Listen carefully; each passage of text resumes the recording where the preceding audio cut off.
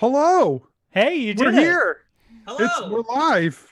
I thought maybe you were going to start with I guess you probably already did. Did you want me to say 3, 2, 1, go before I said okay, we're gonna go live? On 3, 2, 1. Yeah, I think that might have been. Action. You know, let's do it again. Let's do it. Yeah, everyone clap. That's good. That really got me where I needed to be. Actually, that's what I was looking for. All right, great. See So how now here- I know consistency I'm on board. puts you in right. You were Here- like used to make fun of us for it. Here, we're gonna do this again. Okay, ready? All right, ready. Yeah.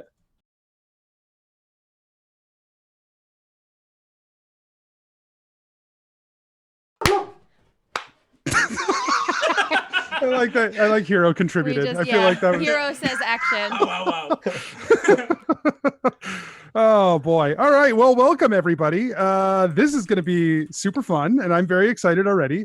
I'm adding all of our people who are new to the chat right now into our big list because today for Adventure March, we are going to do a giveaway at the end of this Q&A. So if you're listening to the Q&A, we'll mention it a couple other times, but if you're listening to the Q&A and you want to be entered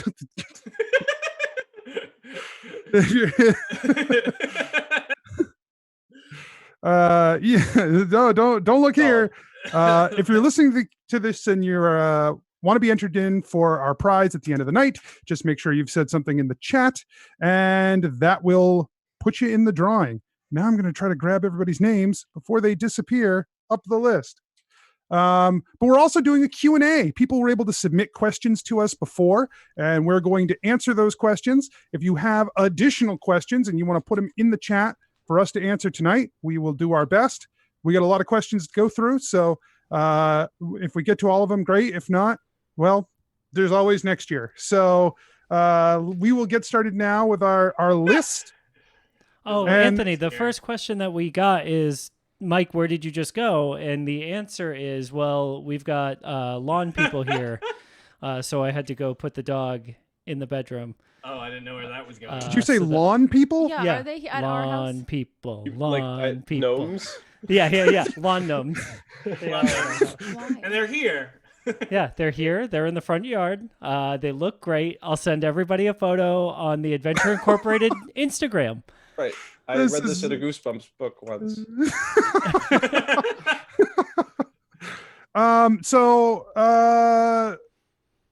Mike or somebody, while we answer questions, can somebody grab whatever questions pop up in the chat and we'll add them to the end of this list? Sure. Thanks. All right. I'm going to share the list with you and then we'll begin. It's like we are so prepared for this that It wouldn't be an Adventure Inc. stream if we didn't know what we were doing. we want to show you the behind the scenes look of how this stuff happens Perfectly. every time. Raw, Yeah. man. All right.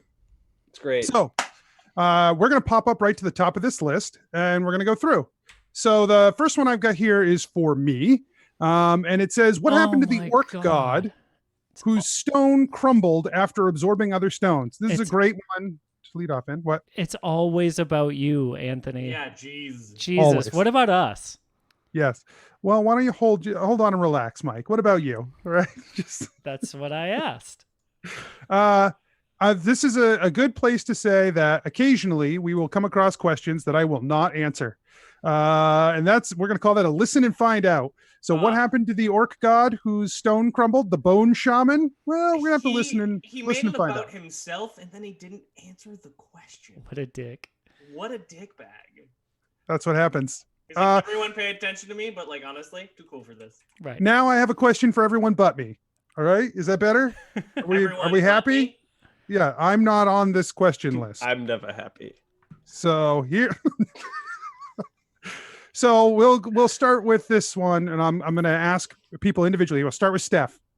Steph, when dealing with role-playing decisions, how often do you think you've made a decision that was out of character? And when you identify that, how do you correct that action, if at all? Ooh. The easy solution there is to create a character who is you, so nothing's ever out of character. So this is a rotating question, right? Can I just say Yes. same? Yeah. Josh, now I'm That's worrying. Yeah, now I'm very That's I don't like that. personally concerned. Replace the tequila with weed, and Less worried now. So to answer I that don't drink. question Gillick. yeah. sincerely, I think there have been some times where I've done things that are, not in character, or later on I've reflected and been like, but I think I've just used those instances to grow Genevera as a character and like lean into whatever direction she's heading and think that there must be some reason that she made that decision. So like to try and veer the character into a direction that kind of retroactively justifies.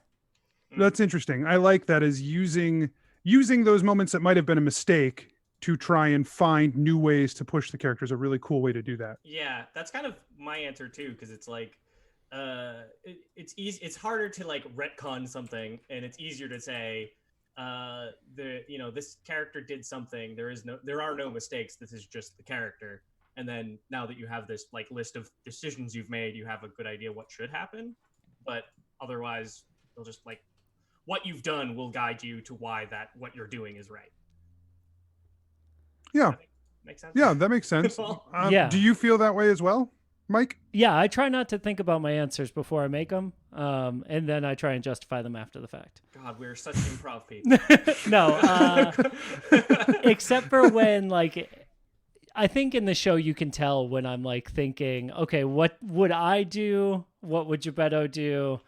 And what's the best? I think we can tell that also because you usually say it. Right. Yeah. Also, what's the best decision for the show is like the third question, right? Because like Geppetto might not always pick the wrong choice, but I try to. So. All right, cool. Josh, do you have any more insight on that, or is it just that you just play you and go from there? Well, I mean, the whole reason I started playing Gillick in the first place was, the show started right after my first manic episode, so I was really, really depressed, and so I just wanted to play somebody that was just fucking good. And then the whole Viltroth thing happened, and I was like, oh, this could move into something kind of fun, if I do Warlock, Paladin. It's like, oh, this is kind of like. And so, yeah, you can say I'm building me. And I was like, yeah, the whole, bipolar and addiction go hand in hand. There's a lot of people who are like, super alcoholic or cocaine, that's, a big one, but everyone's, usually got something. So, but that doesn't mean there is a difference between me and Gillick. Like there is, there are things Gillick would do and things that I would never do, and vice versa. I can't think of an example at the moment, but no, I buy it. I hear what you're saying. Yeah. If I come up with something in a totally different setting and scenario, so it's yeah. And tonight, like usually, like I would, if we were recording, I would be like Gillick. I would be in Gillick's character and then try to separate out the thing. Like tonight, we're doing Q&A, so I'm not thinking, oh, I'm Gillick. I'm thinking, I'm Josh. So it's like, okay, what would Gillick do? I don't know. He's not here right now. Color disorder. I mean, all right. I like kind of building off that too. I think every character I've played, not necessarily just like Adventure Inc. or like every character is like acting or D&D is always like there's like a part of you in it, no matter what, and like that always makes them stronger, even if it's the messy, hard parts that are tough to deal with, and or if it's just when I'm playing fucking Bandy and I'm just being like, this is the most anxious person I've ever been. And he can you're a heightened version of yourself. You're amplified. Like, yeah, I just take nailed one it. thing and I make it very bright and large. Perfect. That's great. All right, I like that even better. Okay, we'll move on to the next question here. It says, go ahead, Mike. Yeah, I just want to do some housekeeping. Rob, if you answer all the fucking questions in the chat, we can't ask them on the show. Okay. Thank you.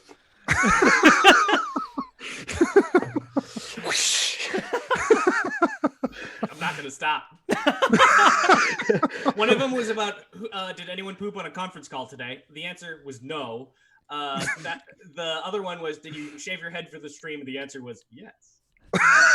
Rob, if you answer all of the questions in the chat and then repeat them on air, it's just redundant. Remember, I'm the closest to you. I will find you. I don't care. I don't care. Yeah, Josh is your closest geographical friend. Yeah, my closest friend geographically. That's Great. true. So we're friends. I'm not. Yeah, I protect you. We are close. That's great. Yeah. Geographically. The next question says, which was actually was your established birthday. before the other? First pizza or original pizza? That fucking episode. I want to know why that episode. Like, I know why that episode is so popular because it's so funny. But man, that got out of hand, and I just don't know what happened to our brains. The true here we will reveal secret canon here. Oh my god. Secret Keep canon canon. of Lord. Verena. Original Pizza is the first store to open, Yeah. but they Oh. stole the recipe from the owner of First Pizza, who had not yet opened the store. So First Pizza is Oh. the first pizza, but Original Pizza is the first store. Right, so That's- First Pizza like got stuck in the red tape, right? So like Original Pizza probably greased the wheels to make sure But is that they the didn't kitchen open first. Connected underground? Isn't it the same restaurant? I No, you guys went back and forth outside. Yeah. No, but I thought that was No, like there's an established underground tunnel, Yeah. Oh, was there? I don't Yeah, remember. yeah, that They're making the owned by same pizza. person. and Right. then Oh, yeah. bring it up to one or the other. Right, That's there's right. one oven in the middle. That it is the same recipe, but it belonged to the First Pizza owner recipes. Right, but They Original were the Pizza owner. was the first to open officially That's right. and serve First Pizza's Original Pizza. That's right. Um, First Pizza's Original Pizza. Original Pizza's first Original Pizza. Right. Department of Redundancy Department. Steph just made that face because we finally have follower alerts. And so we just got 2 new followers, and she was very surprised at Yes. the audio Made that accompanied this little picture. So Oh, I don't get to hear the audio. That's yeah, it's It's like- nice. I That's didn't get actually- that. sound. That's You have actually to make Beautiful. that every time. exactly what it is.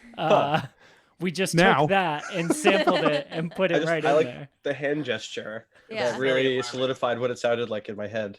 I don't know why, but it did. yeah. We can definitely cut out Steph's Yeah. version. Oh my god, No, absolutely. Oh, That yeah. is the new sample for sure. Next Wednesday, y'all unfollow and refollow. You'll hear that sound. All right, here's one for everybody. I feel like the Dragonborn are lacking Doesn't in. sound like it's for everybody. Sounds like it's for me.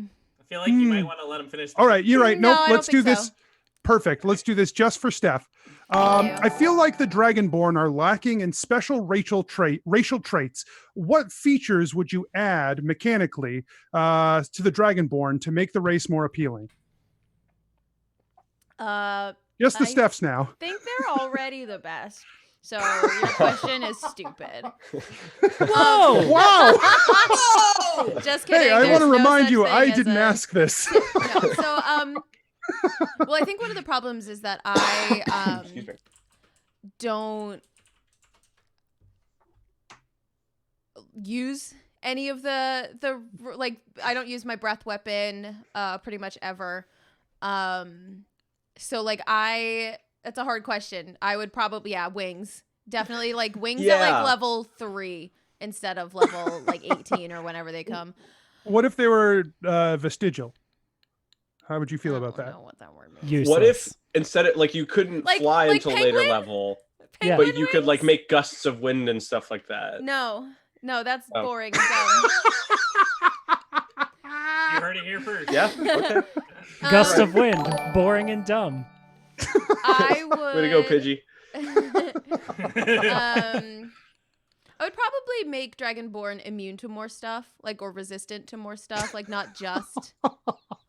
I love that answer. I'd probably make them just way better than they are. better. Crazy Yeah. OP. I don't know. Just throwing it out there.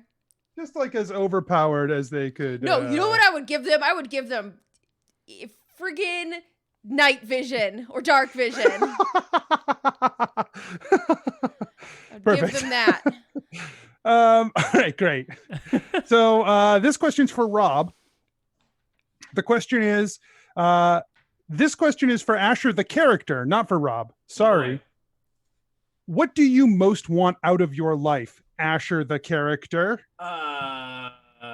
Ooh. Asher, the character, if he was here, would say. He definitely has a deep feeling of wanting to be like to belong, and when he doesn't, it feels like he just kind of is like, fuck you, I'll take my ball and go home, when like that's kind of part of his big backstory. And then the reason he had some dysfunction with the team is because he wanted everyone to like him, but he also wanted to do his own thing, and that clash of the two. So I think kind of his deep emotional core and the thing he wants the most is to just like belong to this group and like do the right thing with them. He's very simple, but like it's fine. No, that's Barbarian. sweet. That's really sweet. He's a big dummy. He's just like this big stupid kid who can just turn into a bear and fuck people up and that. But he's like, Oh. Yep. Yep. Yep. Turn into a bear and Move fuck from people. that. he wants, Cool. what he wants to do? Bear sex. No. I go with my first answer for real. Ashley. Okay. I got one here that's unfortunately Mikey couldn't be with us tonight. I don't know if you guys know this, but he's a doctor. Oh my god, he's not even here. We get What is it. he doing? Apparently- Saving the universe right now. Yeah, apparently there's some sort of health crisis he's dealing with. So I don't know. He's not Sounds here. fake. Whatever. COVID-19. I think I could handle 19 crows. No one correct him. No one correct him. So a question to Yeah. Mikey. So we're gonna skip that one, and we're gonna move on to the next one. Yeah, don't worry, y'all. We are gonna get Mikey to answer these questions. We're just gonna track him down when it's like when he's not literally it. elbow deep in guts. Nope, expecting it. We're gonna get him when he's not expecting it. Well, also that. Just wait till I call him at 4 a.m. Oh, man. Hey, is everything okay? No, it's not. I really need you to answer these questions. Okay. So this one's for me. It says, how thoroughly do I plan out each session and how much winds up being total improv? About 95% total improv at this point. In the old days, when we first started playing, I did very extensive write-ups for things, and those got less and less as time went on. Now I have the big set pieces for where I sort of see like potential pathways for them to go, and typically they being the many pennies fuck things up so far that I have to throw it all out anyway. So it's not worth it to Sounds plan like a ahead. normal game of D&D to me. Yeah. You're welcome. Even beyond that, though, like at this point, we have been playing long enough and we know each other well enough that I trust that wherever they move the story, we're going to be able to come up with something that fits with the themes that we're trying to do, that tells the story we're trying to tell, and is compelling and interesting. And I don't have to worry so much about the fine details of what's happening, because we'll get there together. And I just need to know sort of the big set pieces that I think will become important, right? So I knew what was going to be roughly in each of the ley lines. And by what I knew like, oh, this is transmutation. It's going to be the character sheet swapping ley line. I know that divination was one of the earlier ones, probably one of the last ones I did a lot of planning on, but even that was like, if they're going to an alternate reality, here are the big set moments in the alternate reality, and we're going to let the rest of the space play out however it plays out. So I think a lot of it is a lot of that improv stuff. And also I've been thinking about this storyline for probably 4.5 years now. So I'm pretty solid on this storyline without having to like do too much prep. I know what the parameters are, and wherever everything inside of that is where we play.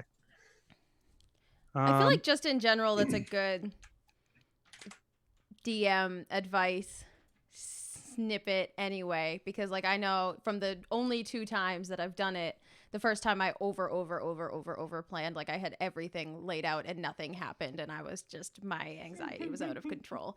But then the the second second time time I did it was for a Patreon episode with just Mike and Anthony, and they spent an hour and a half creating their characters. And by 5 minutes in, I was like, well, I know generally what I'm going to do. It's going to be Indiana Jones themed. And then I just watched and listened to them create characters for the next hour, because I knew I could trust that they would do something with whatever world they were in. So like I had like 3 kind of markers, and then that was it, and it was so much more fun. And everybody's style is different. There are definitely DMs who get a lot of enjoyment out of like the preparation, right? Early on when I was DMing, before we did the show or anything like that, I realized that I had a lot more fun if I made my pieces what I wanted them to be and slotted them in where they fit. So we've got some castle we're going to. You've got 5 choices of how you're going to get there. They all lead to a different place in the world, but guess what? There's a fucking castle at the end of each of these roads. If you backtrack and go down a different one, I'm going to come up with something different, I guess. But I still think about every time I've DM'd that Anthony and a couple of us, I think, went to a talk at Dragon Con, and the guy was just saying, like, if you need them to go to a goddamn tower in the woods and they decide to go to the hill, guess what? That tower can be on the fucking hill now. Who cares? If you need them to go there, it's there. Like, yeah. Was it sometimes like you can make just like a dungeon, right? And you say, okay, turn left or right. Okay, now turn left or right. Okay, now there's 3 ways. Okay, doesn't matter. All of those roads lead to the same booby trap room full of That's spikes. what Mike told me I could have done the first time. He's like, you could have just planted it wherever we ended up. And I was like, but that's not how it was on the map on my kitchen table. Yeah, but Y'all, we couldn't see that. And I was like, do you still have that picture? no. Do you not? Oh. Next Because it question. sounds like you still have the picture. I'm just saying that would be really cool content to share on our Instagram, Adventure Inc. Pod. I'll see if I can find it. I will say that there is something to be said about a good like exploration map adventure, but that takes so much goddamn planning, and I can never do it. But And it's just a being different player kind of it, experience. so Yeah, fun. yeah. It's a different kind of experience too. I think we like for the podcast, it doesn't work. At my kitchen No. table, I will do some of those, but Yeah. but I know going into it, I'm planning out this dungeon crawl. Someone's going to be drawing the map behind them, and that's the point of this encounter. It's a totally different kind of thing. Yeah. All right. The next one we have here is: would you consider a let's play type of session where one of your fans would be able to make a cameo and join a game? So for our patrons, we do the Ancient Dragon tier, which is we're going to be giving out 1 slot to the Ancient Dragon games next recording or next stream on Wednesday. But basically, that's an opportunity for people to come and play a game with me where I DM for a group. We don't record those and we don't publish them because I want people to be able to come and enjoy those without worrying about being on or like that it's going to get released to the world or anything like that. It's not for anybody else. It's for those people to play that game together and to have fun. And so we do something sort of like that, but we don't publish it out into the world.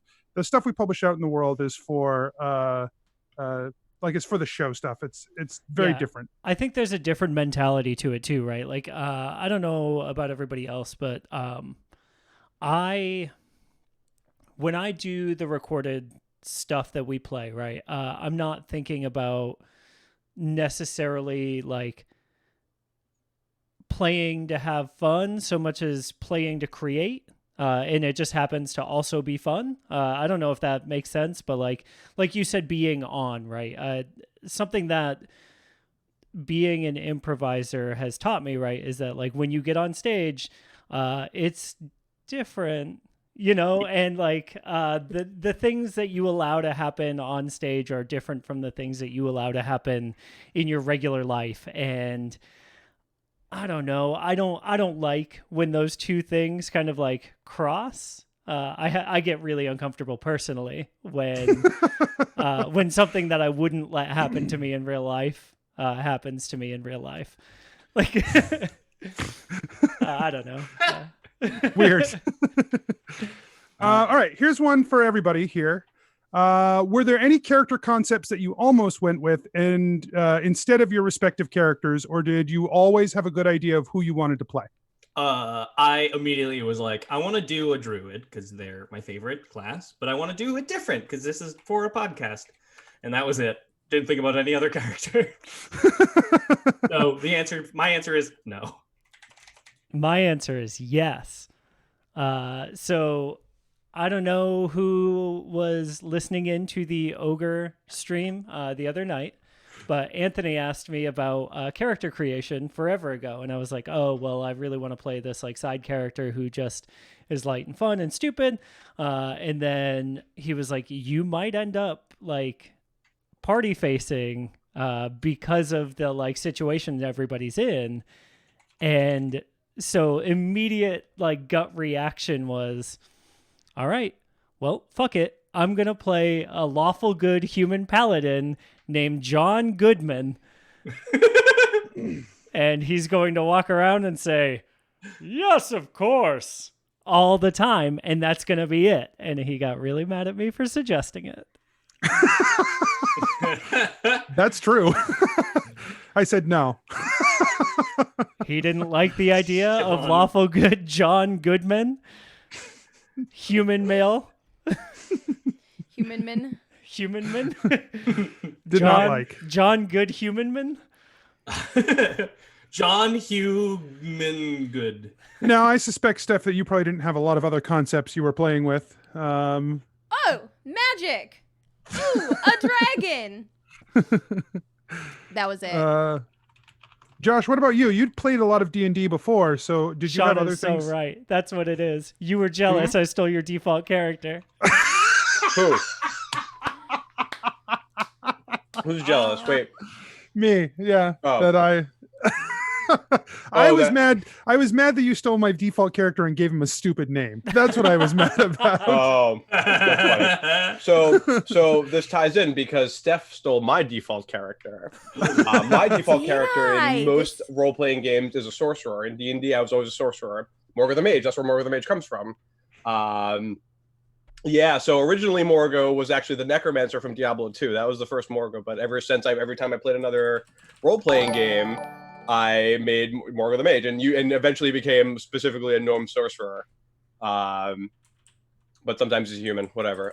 So I was the last to join, and Anthony asked, okay, what do you want to play? And I said, well, what else is everyone playing? And he gave me the list, and I said, okay, well, we don't have like a dedicated healer. We have Rob, who's a druid.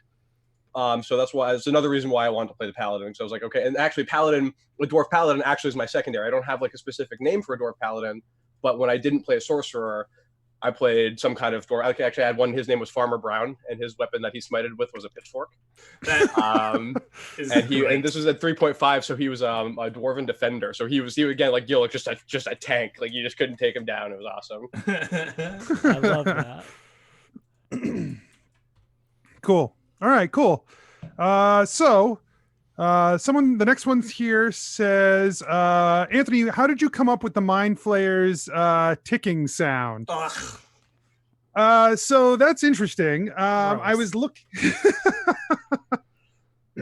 So first of all, it sounds very different when we're recording because it's not affected by the sound effect we put on. It's honestly afterward. worse. Way worse. I hate it. So I was looking for something to make the Mind Flayers, because our Mind Flayers are extraplanar. They belong to the planes of magic. I wanted something that made them feel like they were very unearthly, and so I wanted something that was a little like insecty, even though they've got squid mouths. And so I went with something like a chittering, but I'm not very like good at chittering. So what I could do was that ticking sound that is very similar to a sound that I have heard used in a LARP. I mean, you could practice if you wanted to. I don't want to. You practice there's no more Mind Flayers, so really there are, but they're all locked away at least. So the old it's probably going to be a while before that comes back around, but they used that in a LARP for bug creatures that I played in. And so you'd just be, creeping through the dark, and out in the woods, you would just hear, and it'd be like, oh, okay. That's the best sell for LARPing you've ever, like, that scares the fuck out of me, but I love horror shit. That's awesome. No, that's brilliant. Whoever came up with that, good job. And then all these bug creatures would come out, and you'd have to fight bug creatures. Fucking awesome. I love it. It's fucking wicked cool. So I liked that a lot, and I wanted to carry it forward in a different way. And so we used them as the sound for the mind flayers, which I really enjoyed. Will you humor the chat and ask the next question in Mind Flayer? In the mind. Sure. Yes. I got you guys. I got you. We'll go with this one. Real dumb.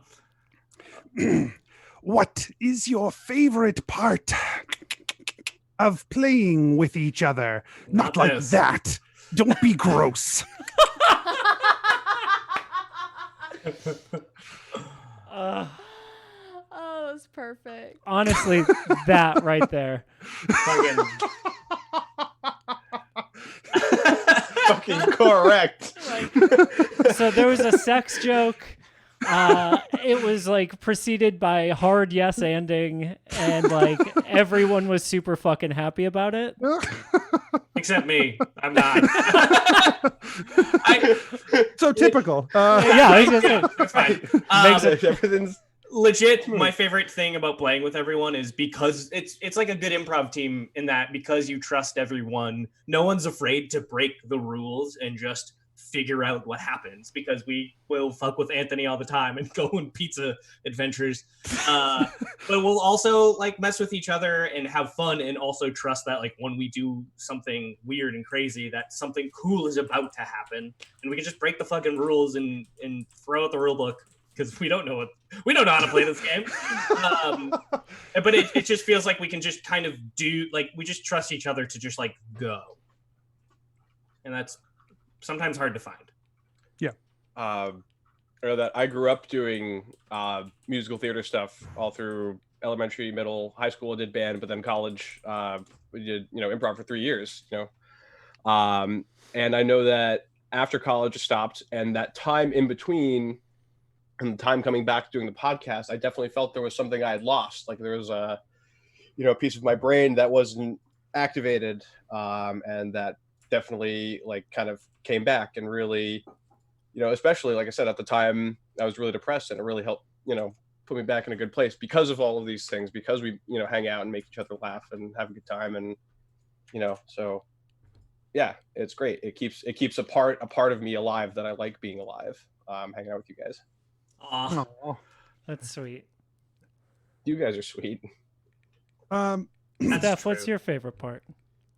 I mean, this podcast got Pass? me fucking married, so I'll take it. That is true. Not yet. There's still time.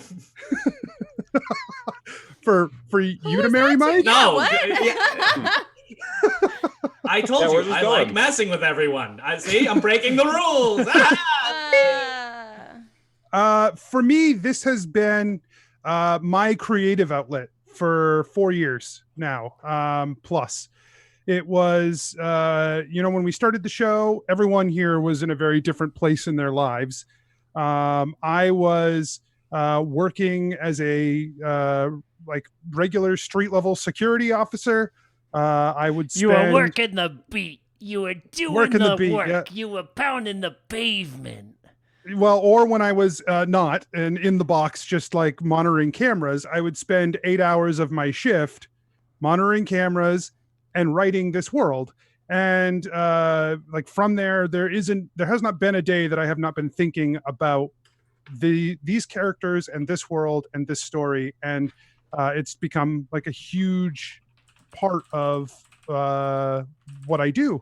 And so I think that is what my favorite part of this is, that it's something I can share with my friends, and I can share with all of you, and it's just a thing that I am every day. So that's why it's important to me. All right, let's see. I forget if this has been asked before, but why is it called New Merida? Is there an Old Merida? I am here for this question. I didn't The submit answer it, but is- whoever did, thank you. Yes, there is an Old Merida. There was a Meridan Empire that was probably about Hold on, I have to get my 1500 years notebook. ago. This has already been published. You can read Caelith's treatise on politics over the last 2,000 years that he but wrote. Those are boring. It's a 3-part patron short story that I wrote that's called The Blade War. And it's all about the last 2,000 years of Numeridan history and why he believes that a new age should be called. And we should start the numbering over at 0 right now. He thinks that what has already occurred was the most important. No, I'm sorry. He thinks we should start over the Blade War. That what happened with the Blade War was the most important thing that could happen, and that's the turning of the age. And that nothing that's happening right now is anywhere near as important as what happened 70 years ago in the Blade War. I love Kayla so much. My favorite part of my favorite part of the podcast is that I think there's a very thin line between real life and this podcast that sometimes we as players forget exists. Like the way you just said that, Anthony, you were like, "Oh, I love Caleb." Like he wasn't a part of your brain that you fictionally wrote down. Like he's this guy who legitimately like lives in your brain. Like he's just like, but the guy, like all that's of how I these feel about characters. Gillick. He's not a character. He's a dude who lives in my brain now. He's like this extra thing. It's like, okay, I have to think about how this character would think about things. I mean, yeah, sometimes like we make hard decisions on the show and I will go to bed and I'll be like, it's a podcast. It's not real. It's not real. It's not real. It's not real. It's not real life. It's not real life. Like we made this terrible decision. I was like, there are going to be repercussions, but it's okay because it is fiction. It is not real. Like I have to tell myself that because I'm a crazy For person, me, but also. so many times we run into situations where a big incident occurs, and I have to think about how each of these characters that you guys are likely to interact with feel about this thing. And they pretty much all feel differently about the thing. And so I start to get these little like touchstones for characters as to like why they are the way they are, or what they think about the way they think, right? And Kaelith has quirks and weirdness about him that stem from, like, for him, he is too far up his own head to see what's going on around. So he's thinking about like the political ramifications of the Blade War 70 years ago and how that everything there is just a stem from Elatrix's decision to ascend to the throne. And like, it's all, he's too busy thinking about that kind of stuff to see the important stuff that like the many pennies are dealing with. Right. Well, but I also love when you do this fucking thing where one character is completely obstinate and then we talk about it with another NPC and they're like, what's that guy's deal, huh? There's like a moment where I'm like, there's a moment where I'm like, yeah, I agree. And then there's a moment where I'm like, wait, you fucking don't think this. Anthony, you dick. Yeah. Like, yeah. Yo, you've created real separate characters. It's fucking awesome. But yeah. We now have a string here of questions that are for individuals. Before we jump into those, can we hit up a few of these questions in the chat so that we don't lose them? Yeah, we'll jump down below. That's fine. Okay. So I have a question here for Anthony. Why is it all about you? Next question. Next question. Okay. Do you inherit... Rob. This question is for Rob. Did you inherit your role or did you join the ranks willingly? I suspect we're talking about baldness. Baldness. Did you inherit your baldness or did you accept the ranks willingly? I understand. I resisted for a long fucking time. That's true. And I really did, and longer than I should have. There's like this weird anxiety where you're like, do I have a lumpy head? That's true? Is that what you just said, Anthony? He did. I did. No, he's not wrong. I think Anthony has at one point said, like when we were in college, like just shave it off. And I was like, no, dude. It's like, just let it go, man. Yeah. And then like I got older, some like life hit me, and I was just like, fucking, why do I care? And I just shaved my head, and I was like, this is much better. And that's it. Yeah. Okay, let's see. What made you want to start a podcast instead of just playing privately? So that's a great question. I love this question because my suggestion was to play privately. Yep. And I said, that's cool. I think that's a good idea. We will play twice and then never play again. Just because of the way that we're all adults, we all have busy lives. If we just play a game of D&D for ourselves and for fun, we'll play it a couple times and then someone will be too busy and it won't happen. We'll skip it or whatever, and it'll just never happen again. Yeah. I said, but we are all performers, and if we record the show and we make the show a thing that we have to do because someone out there is listening, even if it's one person, we will just keep going. And it'll make us do it. And it did. Yeah. Here we are literally 4 years later. Yeah. At the time I was doing another podcast with my brother. So I was like, we could do this. It'd be pretty easy. We were listening. My wife and I were listening to Adventure Zone. And I was like, this is a doable thing. It's not like beyond the scope of reality. And so we did. And it's been a blast. Really, really fun. Josh, what kind of Pop-Tart are you eating, bro? The Pop-Tart I had was blueberry. I got the cherry blueberry raspberry strawberry mix. Trash food. No dairy. Wild berry, right? Is that what you had? No, I didn't have any wild berry. Next time I will get that for you. Great. I remember that. That's how I remember. That's how I remember things. Anthony said wild berry. All right. And get that, and then I'll remember this conversation. What's your question? What's up? But I'm actually right now That eating a was the baguette question. and Oh, that was the question. Awesome. Yeah, That's a baguette and. the question was, what kind of Pop-Tart are you eating? Oh, that's bro? awesome. I'm sorry. I thought you were just fucking with me. Even No. better. No, I read it verbatim. I inadvertently trolled myself.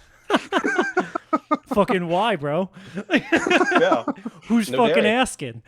Yeah. Rob, what's your / Asher's favorite animal to turn into? Oh, fucking coyote, or not coyote, hyena. He did that for so fucking glad. But now it is probably goats because of memes. Even though I don't think you ever turned into a goat yet, right? I've never turned into a goat. I did like in the. Steph hated this question. Well, I was hoping she would get me a water, but she left. Yeah, I think hyena, and like even partly in my brain, sometimes when I do like the wild shape into like elemental form, I still kind of envision hyena Asher, because it's just kind of like been sort of like a spirit animal of his. Yeah, I like that. Mike, I'm going to ask these in a different order than you pasted Please, them. yeah. Okay. I just posted next to the question where I pasted them. Switch these two. So Oh, I didn't see it. It's too Hashtag far out of goat my day. field of view. I've got two windows open.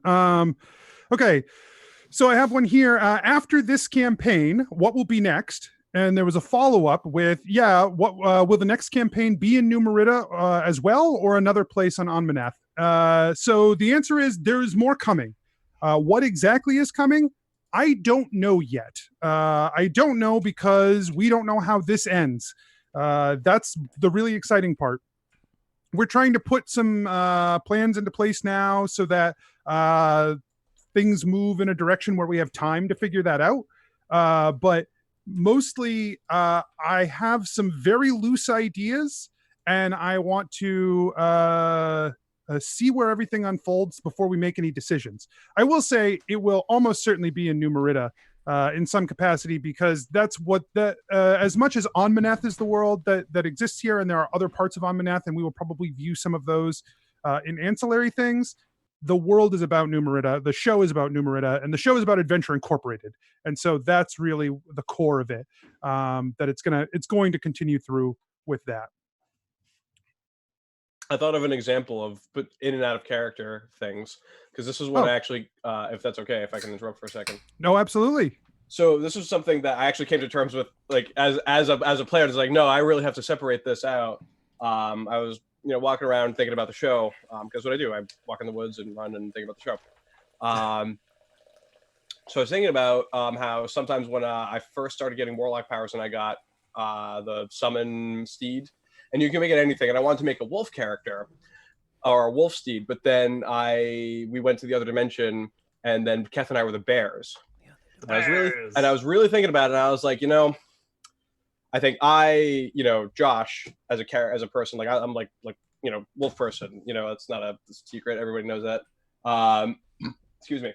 But then Gillick, I would say, is a bear person. Like I can't, like I'm not gonna force that. Like no, Gillick's shadow mount should be a bear instead of a wolf. Like that just makes more sense for Gillick. Gillick would have a bear. Fucking riding a shadow bear? That's terrifying. Yeah, right. Imagine like Gillick with rules. I'm so into that. All right. That's perfect. So I got one here. It says, what are the home rules that we use for Adventure Incorporated? All of them. That implies that there's a rule. Implying that we use rules. Right. I have an example of a rule that we use for compelled duel, which we don't use the way the book uses. Oh, there's a lot of like some of that added. Yeah, we've definitely reflavored some things and been consistent about it, right? Like Yeah. the way that Gillick's touch heal. Oh yeah, where I can't heal Lay on myself hands. anymore, but I can Lay use on my hands. points. Yeah. Your patron is Handling. We've modified some of that stuff. Like you're playing a warlock patron that is totally written. Yeah.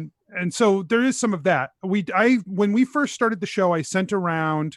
Let me see if I can find it. I sent around our a document session to all zero? the players. Yes. We didn't have a session 0. It was I s- all in written form. Whoa. Woof.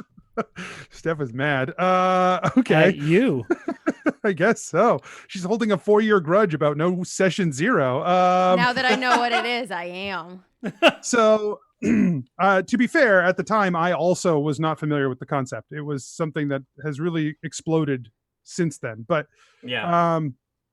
so I sent around a rules document to the players and I said, here are the 4 rules we're going to follow. And this is outside of like, we've changed the way we do criticals. We've changed some stuff for Josh. We've adapted over time. But the 4 rules that we put in place were that there were no rolls against other players. If you go to do something against a player and they want it to happen, it happens. If they don't want it to happen, it doesn't happen. Whoever the active party is, the inactive party gets to decide how that interaction plays out. This is not a PvP game. It's a terrible PvP game. And it is best played, especially for a long form campaign, when people get to decide their own sort of autonomy with the characters. And there's always hurt feelings when you're like, well, sorry, I picked your pocket because I rolled higher, deal with it. You didn't see it. You didn't know it happened. Like, okay, relax. You hear that, Poxon? And then sometimes I override my own rules. Yes. Yeah. So that was the first rule I put on there. Number 2 is that we wouldn't be keeping track of the little things. We wouldn't be keeping track of rations, arrows, crossbow bolts, basic Crushed spell diamonds. components. Yeah, crushed Basic spell diamonds. components. There is a thing in here. There are a few exceptions to this. Very expensive spells where the cost is part of the balancing of the spell will still require the components to be found. Right there in plain text 4 years ago. Every time I have said that, I have been correct. Thanks for Number 3, mundane items will be provided. I basically did not want to go through like I need to buy another piece of armor. Like, nah, if only magic stuff's not around, everything else is viable and findable. I think we maybe waited a little while on Gillick's full plate armor, but it wasn't long, and then he got access to that. So That's good to start out without full plate. That's fine. And then the 4th one was, if we come across rules confusion, we're going to make a decision and look it up later. This is something I pulled from the kitchen table because that's what we do in play. Nothing halts a game and brings it to a stop faster than searching for 40 minutes for a rule. So you just don't. Eventually. But it says right here with the semicolon that the fireball spell is exactly 20 feet in radius. Right. The problem is that we said if we come across rules confusion, we'll make a decision, and we forgot the last part. Right. Eventually, we're gonna. No, we didn't forget. It just said later. It didn't specify. Yeah. Yeah. When? Years. Yeah, later. yeah. We'll do a listen back through and then mark off every time we got the rules wrong. Yeah, we'll fucking get there. All right. Yeah, relax. We're on our way. All right. Jesus. Come on, get off And our Power Gamers, backs. Power Gamers, I love you. I grew up playing D&D with Power Gamers. My buddy Rob, he read the That's rules me. once, and he would, not you, Rob But I'm Flores also- from my hometown, Fall River. Hey, shout out to Shout Fall out, River. what's up? Fall Fucking River. Fall Right. River. Fucking represent Fall River. Anyway, that kid could read a rule book so fast, didn't matter what game, and he would know them instantly. He was just like fucking, he'd be like, no, it's this, and but he was a good guy. Anyway, Power Gamers, love you guys. Yeah, This is not a Power Gamer show. If you're a No. Power Gamer, sorry. Anthony Right. has Which I like. There's room delicately- for both. Anthony has delicately helped me move away from that habit because my former kitchen table was only fucking Munchkins, and Anthony was like, "Wow, Anthony's games are more fun for some reason." And it kind of a light bulb went on in my head, and I was like, "Oh yeah, maybe I should just stop sweating being the strongest right now." Says here, how did you come up with the magic weapons idea? So obviously the magic weapons are a little bit wacky in the show. I did this for a reason. I felt like, one, I didn't want to always be worrying about whether or not I was giving out enough magic weapons. I think that that's it's a balancing part of the game. The game relies on players having magic weapons that are powerful, but it's not a part of the game I particularly am good at. As the players will no doubt understand that I'm not very good at treasure. You're so good at giving us 16,000 gold over 4 years. What So do you much mean? gold. Is the treasure. So what I was Pulling looking that for, 4,000 gold a year income, baby.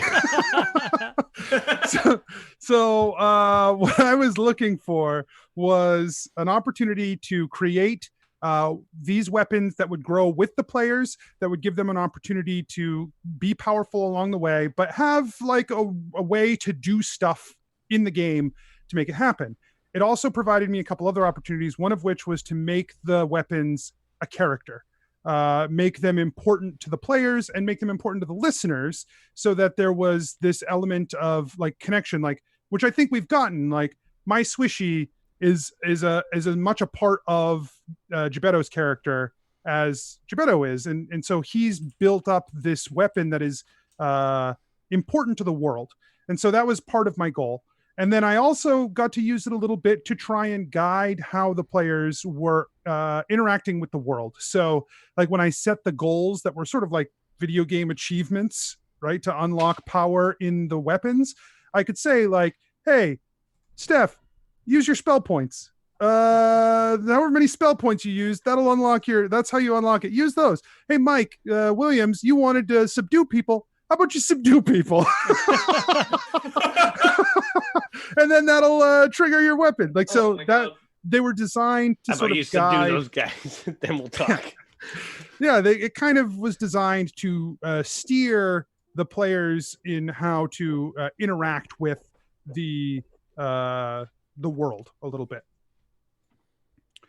Should I go find the Q&A form to submit questions, or will they look for questions in the chat later? I thought it was Good funny. question. Thanks, Mike. Got you, Boo. Right. Remember, you can ask any question you want as long as you can get Mike to think it's funny. Just throw a poop in at the end and he'll write it down. Right into your computer. Then it says. Mike/Steph, is that a Nick Cage throw pillow? You just weren't going to answer. Nope. Nope. Oh, it's hidden. Quit looking I him mean, up never pillows. existed. Look at, whoa. We need Hey. that. We need that blur background feature that Teams has. No, yes, it is. That was a Christmas present for Steph. Who loves A him favorite. for no reason? What? God. I have What? every reason to love Nicolas Cage. You lay off of him. I don't okay? get why people don't like him. I think he's amazing. He's just having Yeah. fun. Thank you, That Josh. dude just he loves is life. making so much money just Right? being Nick Cage. He has doesn't like give a zero fuck about talent, anything. like zero attractiveness. He's but At man, least we crushing can it. agree on this. He crushes you AF. and you and you, And he everyone. stole the Declaration of Independence. National treasure. He is a He national is a treasure. national treasure. To be fair, That's a I fucking think great movie too. his pay per choice is probably the lowest in Hollywood, right? Like he Right, just because makes so Netflix- many more choices immediately in every scene, Like fucking 20 movies with all starring him. It's in every unbelievable. I single can't prove emotion, in every single scene. It's amazing. Not done well, ever. But also, Boy. Lord of War is awesome. That's a great movie. Okay, I assuming love- social distancing ever ends, when is the next whole cast live show in Maine? when social distancing ends. I don't know. No, in Maine, it'll probably be a while. This year, we are planning to be at Dragon Con. So if you come down to Atlanta for the Dragon Con, you can come to our live shows ? That we'll do there. We don't know what's going to be on the docket yet. I'm going to buy plane tickets. They're dirt cheap. Well, yeah, we will be there no matter what, and there will be things happening no matter what. But we don't know for sure what panels we're going to be on or anything like that. What, Mike? I'm not going there if all of society collapses. We are going no matter what. Right. By our going, we will maintain society. No matter what. I guess I'll be there. It'll be okay. To be fair, you already have now. You already have a hotel room and plane tickets, so it's not going to be like that big of a stretch to get there unless society has really collapsed. That's what I'm saying. That's what I'm in which afraid case, of. We'll still be there. It's fine. Everything's gonna it be just fine. might be a train ride or Everything's like a wagon gonna or be something. fine. Next question. Okay, so the next one we have here is: does it matter if my Twitch name matches my patron name? Damn it, Mike! See, it works. Why? Because it's funny.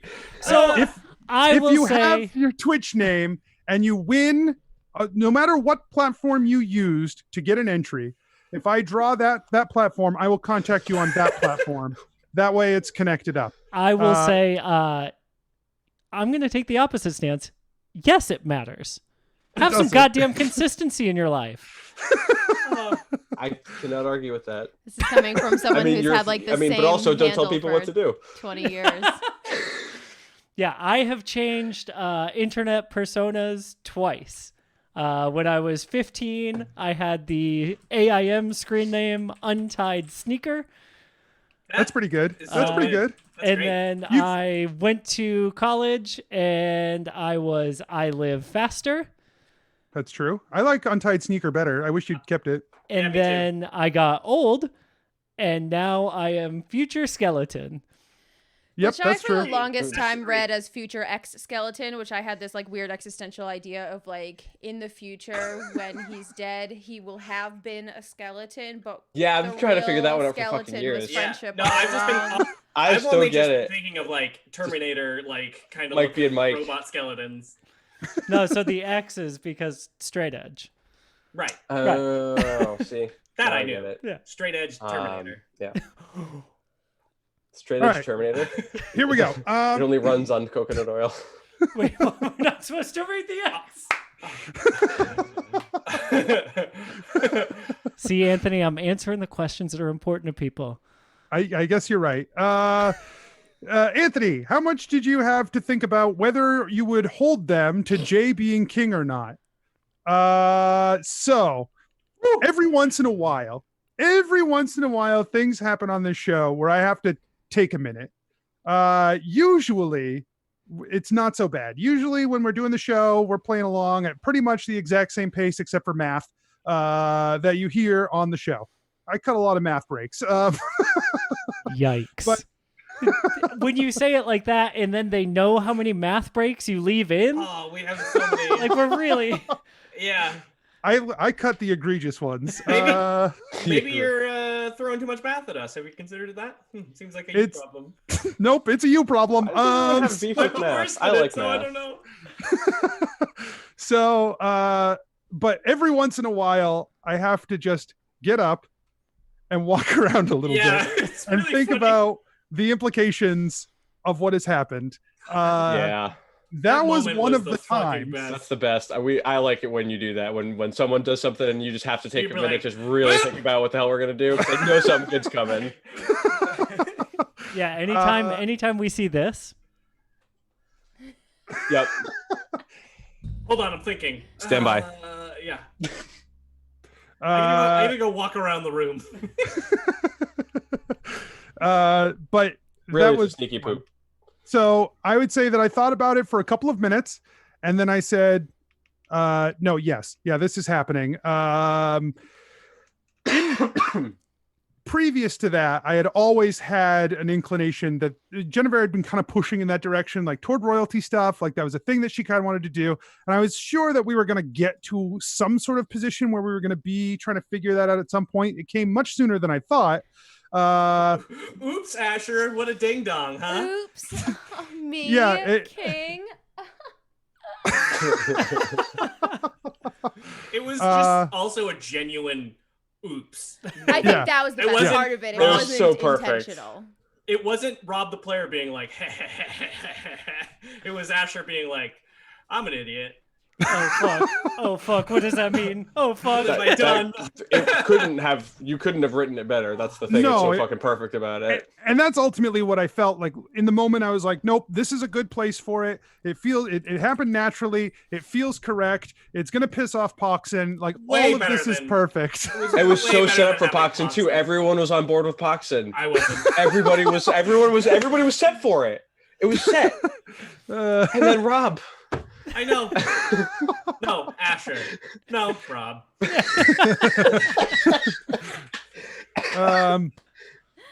So yeah, I think that it was absolutely a beautiful moment, and I didn't have to think about it very, very long, but I did have to think about it. Okay, I got one here for everybody. It says, knowing what you, oh, actually it's not for everybody. This is just for Steph. All right, this one's just for Steph. It's for Steph and Mikey, but Mikey's not here, so it's just for Steph. Aw. So knowing what you both know now about Dungeons and Dragons, is there anything about your characters from the beginning that makes you think, I wish I'd done that differently? Or if it would have been a lot easier if I decided to do this or that? It would have been a lot easier if our DM decided to do a session 0. I don't know that it would have, honestly. No, because like I think so. No, I don't think if I'm thinking about it hard, I don't think I would do anything differently. I am much more prepared now to play a character like LeBron, who's wildly different from me. In a game for an extended period of time, I don't think I would have. I think it would have been too much for me. Playing a bookish nerd who's awkward in social situations was enough of not a stretch. So that because the game itself was such a stretch and there were so many mechanics and so many rules that I just didn't understand for quite some time. I Takes a think while. that yeah, I don't think I would have done it differently. I think that I would have played the same character, and I would have, yeah. I think I would have played the same. But now I'm ready for like LeBron. Season 2 is just gonna be LeBron. It's gonna be all the LeBrons. All 8. Oh man, LeBron. I don't know. I feel like season 2 is going to be something's going to be way more weird. I don't know.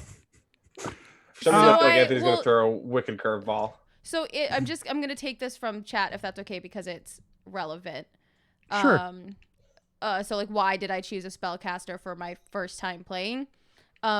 Because I Maybe wanted we to could do do that. magic. Yeah. Because if this is a It would- game where yeah. magic exists, and that's another like me as a person thing. Like I genuinely think magic does exist somewhere, somehow, and if it doesn't, when we can find it, I'm gonna use it. I really would like to believe that my life is a YA fantasy novel, and like all of the YA fantasies I've just got it wrong. They wouldn't put that much pressure on an 11-year-old because that's ridiculous. They're gonna wait until you're like 34 to call you to action. That's when my hero's journey is gonna start anyway. That's why I played a spellcaster, because I wanted to do magic. I got one for everybody. Oh, Well, I wanted Mike. to follow up on that too, because Beardy Sean in the chat just said, I decided I hate the idea of newbie equals barbarian because they don't end up learning anything. Yeah, that makes no Yeah. sense. So I will yeah, say that 5th edition barbarian is a lot more choice driven, I think, Yeah. than earlier editions of barbarian were. I certainly think if you're going to play like a character that doesn't have to make a choice, right? It's going to be either great weapon fighter or like assassin rogue. Yeah, neither of If you those have do- choices. You do the thing. Yeah. And sorry, good. No, that was it. I just think Barbarian has a lot of nuance now that it didn't before, and that's one of my favorite things actually about 5th edition. Yeah, every character has they fixed 4th edition. Right. They gave everyone options, but they did it right. So I was gonna say I got that same spiel too. It was like, it's your first time playing. When I first started playing D&D when I was like 14, they were like, oh, you should play a fighter, and I was like, no, fuck you. I want to play a sorcerer. I want to do magic. That's why this game has magic in it. I want to play magic. Yeah. And I liked the way the mechanic of the sorcerer worked over the wizard. It was a little bit simpler, I thought. But also you could have more spells per day. And I was like, yeah, you just pick a couple of really useful spells and nuke people. Why is that so difficult? No, Yeah. assholes. So this one's for everybody. Which would you rather fight? A dungeon or a dragon? I want to fight a dungeon. A dungeon. I would Do way we have rather. to win? A dungeon crawl is way more interesting than just sitting and fighting a dragon. I got bad news for you. Gorm's been a dungeon this whole time. That's fine. That's I'm just fine. saying This reference. isn't I have even no my problem final fighting form. a dragon. But sometimes when it's one monster and then all of us, like the turns, sometimes it's like, okay, then this happens. Then he makes a save. Oh, but I have this effect go, and I have this effect going too. And it's like, so that's one of the things like I like when we move quickly. And sometimes we do really good about it, and sometimes like, Yeah. I don't. yeah. That's when I cut things. Right, So- which is fine.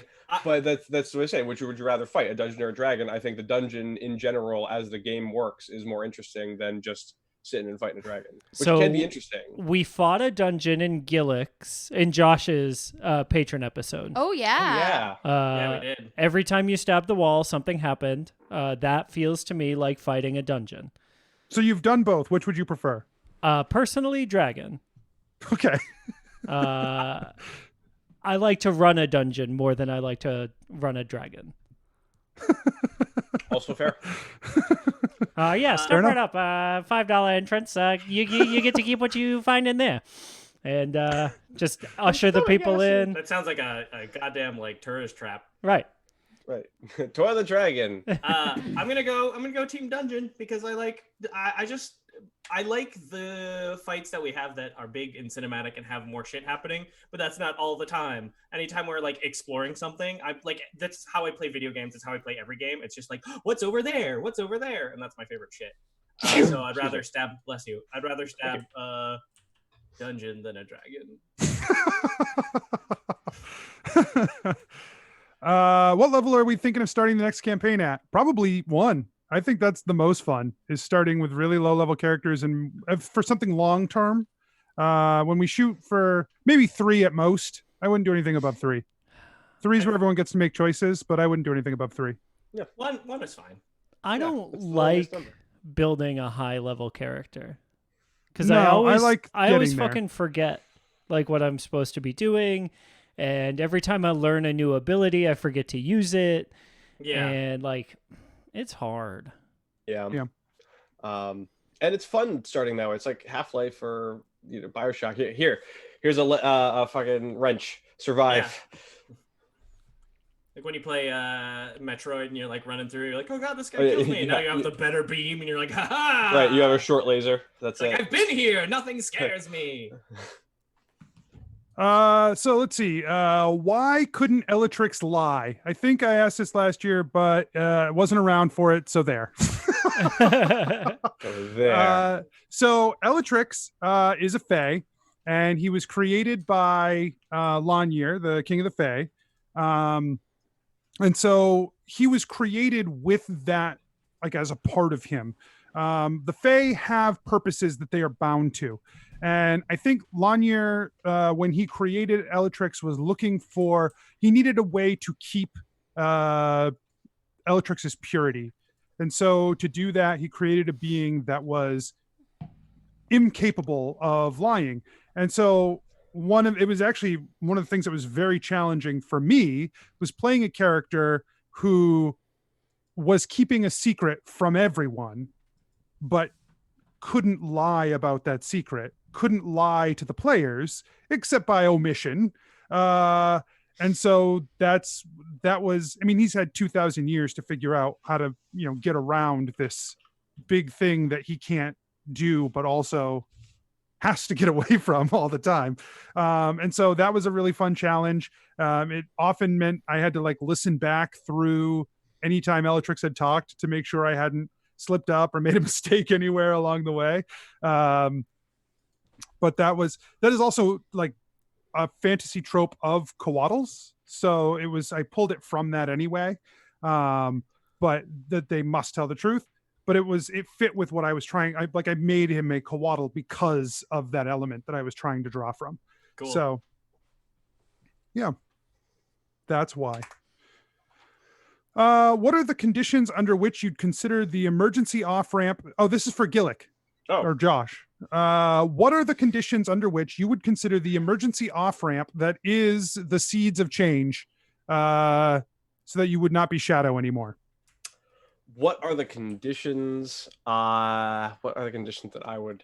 I think we're gonna. I think we're gonna listen and find out on this one. Yeah, I think this question was asked last time. I remember this, and I really want to answer it, but here's the thing: that scenario hasn't happened yet, and it's just God damn it, Mike. I'm just putting in the questions from the chat. Leave me alone. Did you put in the Elatrix question? I am not reading the chat, so I'm not seeing these when they come through. Sorry, Josh. But No yeah, worries. I think there's some stuff coming up very soon that will inform some of that, and I think beyond that, we don't know yet. It'll be interesting. It would have to be something very dire. Hmm. There would have to be like really serious shit happening for that to happen. Maybe Gillick's losing control of himself a little bit. Maybe that's what it would do it. Maybe, I don't know. This one is for me, I guess. Okay, so did Elatrix like fuck or what? The people want to know, Anthony. Does that guy fuck? Maybe, if so, only very recently. Like since the Fae came back. We didn't need to fill this canon. We did I not don't- need to fill this canon. Last year we got a question about Asher's dick. This year we got a question about Elatrix fucking. We didn't need these answers, but they were asked. This one is interesting. I'm gonna jump to this one. What will you do if you have a character actually die because you lost your one out? Yeah, that'll be fun. Yep. What will we do? Season 2 will begin. My thought is that we are sort of, for this last year, we're in a unique place. I suspect the show will go one full year. I suspect it will take us that amount of time to hit the few things we have to hit, left to hit, and to coalesce everything into a single point. If it seems like things are dragging on and it's going to go over a year, it won't. It's only going to take a year. So if people aren't ready, or if the characters aren't ready, they're going to have to deal not ready. All right, cool. Additionally, there are points of failure. There are points of failure along this line that could end us before the year is out. Whoa. And failure is an option. So what do we do if they die? They're going to be dead.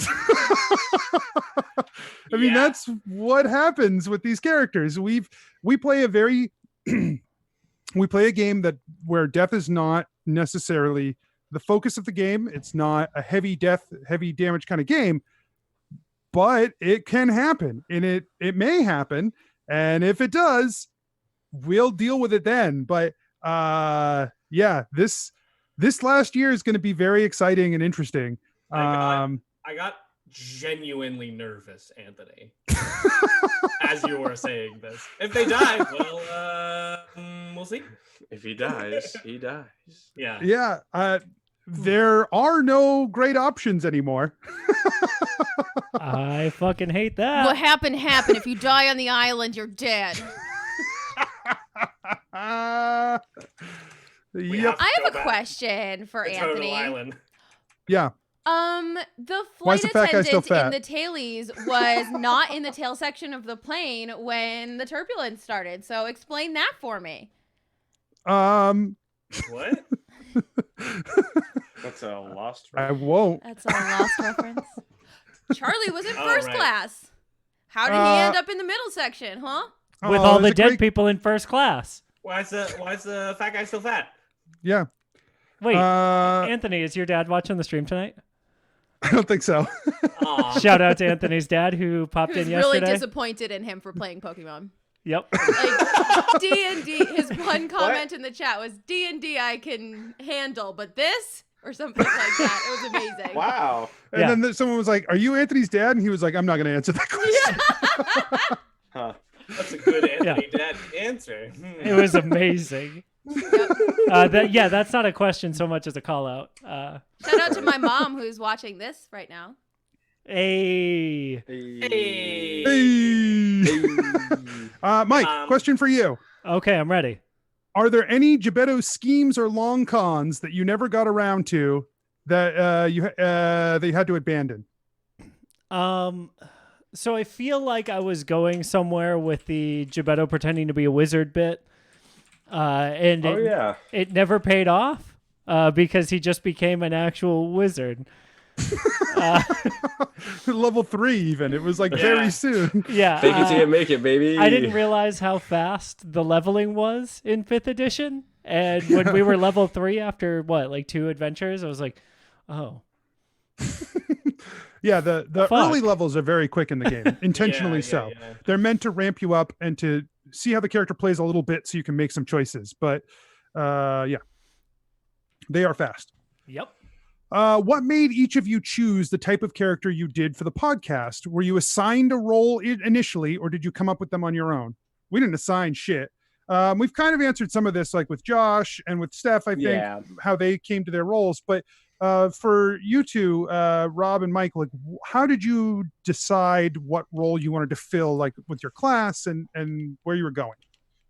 For me, just druids are my favorite. So I wanted to play a druid. Like there was really not a lot of critical thinking that went into this. That's okay. And then when I was reading kind of the world guide, I just got inspired and went the druid barbarian route, and I have now 2 levels of barbarian. So, Reckless attack. so yeah, it just sort of was what I was. I don't know. I didn't really expect. I am always stunned at how this show has taken off because I feel so blessed by it because I went into this Hashtag show blessed. expecting us to be hashtag Go Gang. I expected this to just be us playing a game, and I don't care if other people are listening. So I just played it like I always did, and then now it's a show. So, It was a show then too. but now it, yeah, that's fair. No, I know what you mean. I think all of us were surprised after our 3rd session that we had a 3rd session. And I haven't stopped being surprised since. Once the show released and we hit 10 downloads, I was like, well, fuck, that's like more than in the cast. That's crazy. Yeah. Anyone And then it turns at all. out half the cast wasn't listening anyway. And so like now at this point, it's like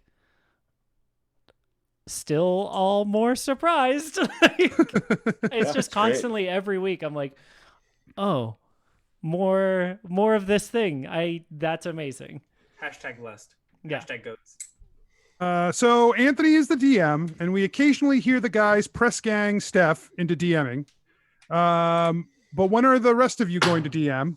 So actually, everyone who's currently in the room, digital room, has DM'd for the show at some point. We've got a patron episode that Josh did, a patron episode that Rob did, and of course the Marifa's Memory arc that Mike did.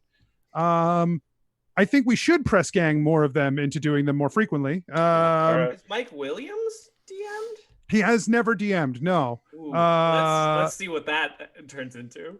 All right, Yeah, let's get welcome to some the everyone sandwiches. add 5 But I think the Patreon episodes are a fun place to do that. And so, like I said, like Rob has done a Patreon episode, Josh has done the Patreon episode, Steph's done 2 Patreon episodes. It's a great place for us to do some of that stuff, and I get to play, which is fun. But I also am just a DM. Even when I'm playing, I can't help it. So I always Yeah. come back to this. It's true. So Anthony, before we knew what the show was gonna be, really, I was able to get in there and be like, I want to DM once, and Anthony's like, fine, I'll figure it out. Whatever you do though won't have any effect on the real world, just so you know. I maybe didn't say that. He did have an effect on the real world. We had to remember the name of a character. Every man, I forget. So we did a really good job remembering. Steve And I was Everyman. like, I didn't even make this fucking guy up, and I remember who he is. How come you guys don't remember who this guy is? Steve Everyman and Tom All of Us. Remember the guy that ran the town was named the Chief. Yep. Oh yeah. Yep. So this is a question for the 4 of you. What kind of character / race would you like to make me play, i.e. not human? And I'm going to write these down for the future.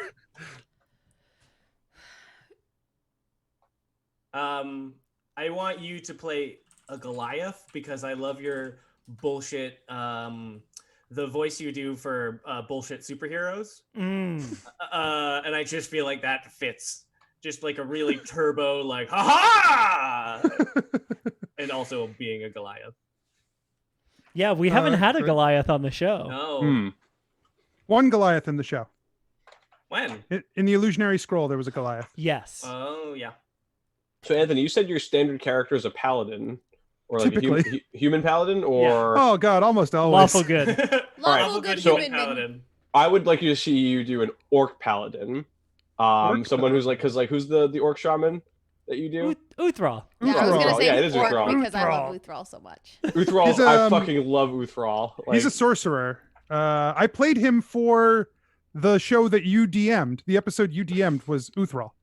oh, that's right. That's right. That's you where did. Holy Bananas Y'all came from. Yeah. Oh, that's right. Okay. Well, but that's what. So I would like you to play like Uthral's brother or something like that, who's just like this goofy paladin. Uthral. Guthral. Uthral. Guthral. Uthral. Gallant. the Truthral. Goofus and Gallant situation here. Yeah. Right. I want Anthony to play a gnome rogue. Oh God. Chaotic good. Chaotic. Ugh, this sounds awful. Sounds no fun at all. Huh. All right, great. That's I guess Steph. I want. No, you're good. Do Weird. whatever. I want you to play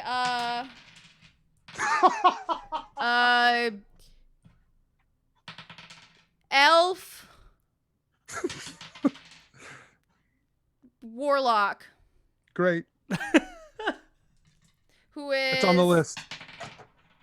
chaotic good. That's Great. what Mike just said. Shit. What is the best way for someone with limited D&D experience to start trying to DM? I've wanted to start a D&D group with my friends, but have only played a few times.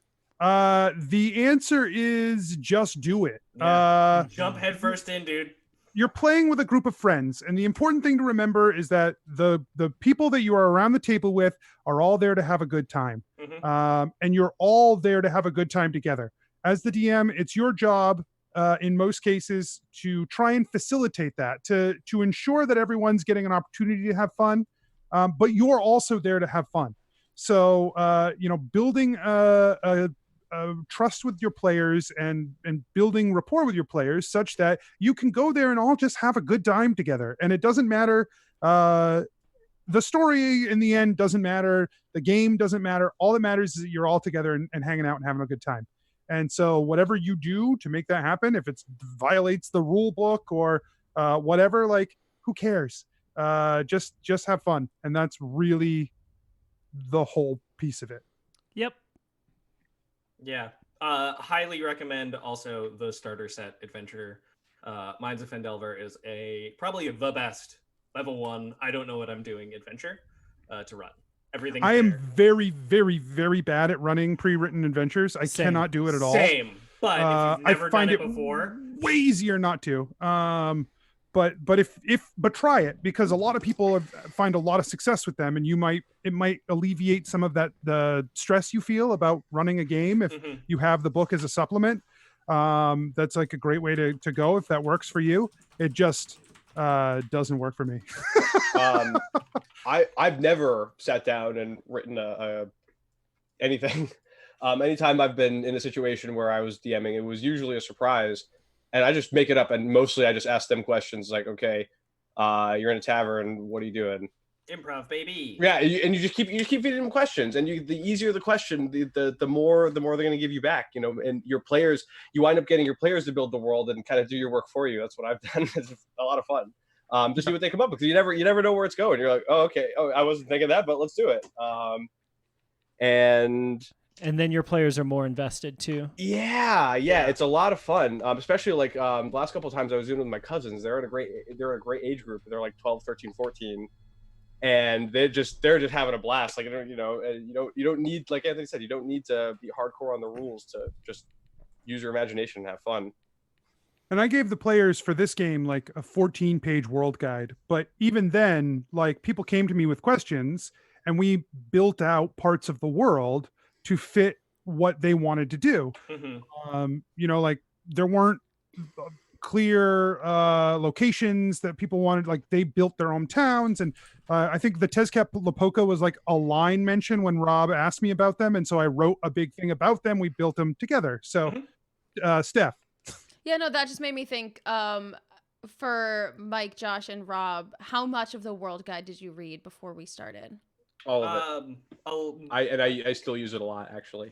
I think I read all of it. It just didn't retain a lot of it, to be fair. Yeah. And I have to keep referring back to it sometimes because Yeah. it's honestly, the world guide was very dense and Thorough. deep and detailed, and Yeah. I liked reading it. But there have been plenty of times where I haven't needed to read it, and just like Anthony will say something or someone else or something, and I can pull on. It's like, oh, one of the gods. This is something Gillick would do. Oh, let me do a little prayer and throw a coin into a well or something. Never forget One-Eye, the or what's his time. name? Never forget the time that Max on the Patreon episode schooled us all on the world guide. Yeah. Myself included. Yeah. It's so funny. That's when I learned we had a world guide. There was like a reference to like a fruit that was like a major export of Paraneth, and he was just like busted it out. And Awesome. like, yeah, all right, dog, cool, you got it. No, Power nerd me on my own show.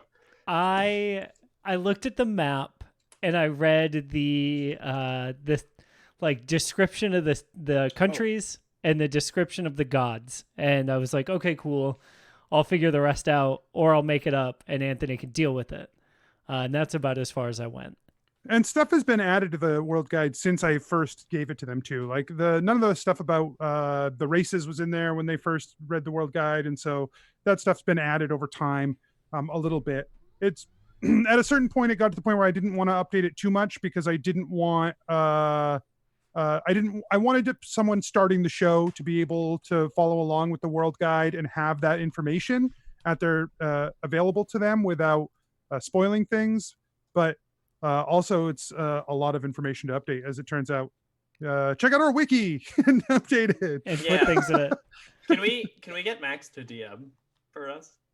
Yeah, I mean, that's been on the table once or twice, so we'll see where that all goes. We've got more patron episodes to go, so Anthony, we'll see what there's happens. a question in the chat that I'm not going to wait to ask. Okay, go. When will you guys do the obligatory all musical episode? Right Tomorrow. now. Yeah, I mean, hey man, I don't have control over what your characters do. That is up to you. It says all musical episode. Good luck. Sounds like it starts with the DM, right? Not Yeah. anymore. It starts with us. Yeah. Right. Next question. Right. This could be Tune one in of next our week. We DM Should we- patron episodes. Yeah.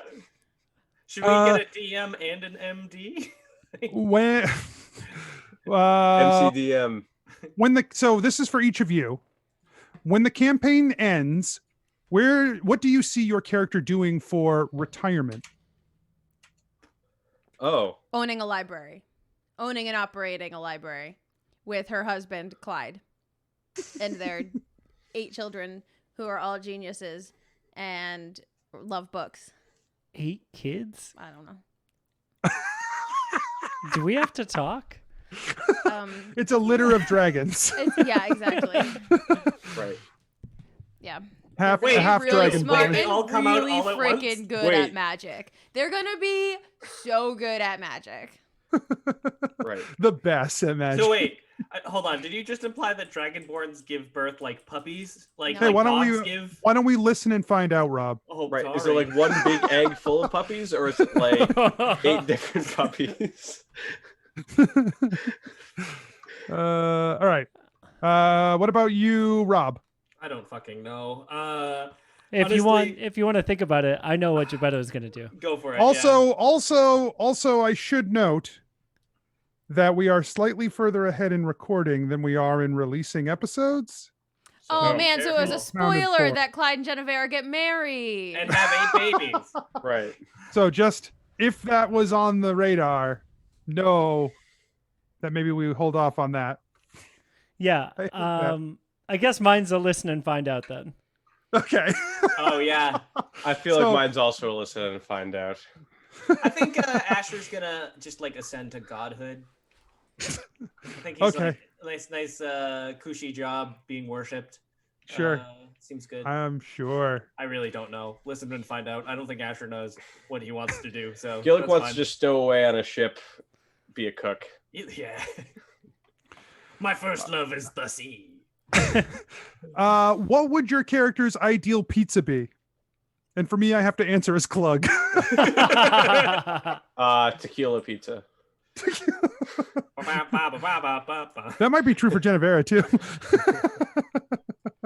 Cactus pizza. Cactus juice.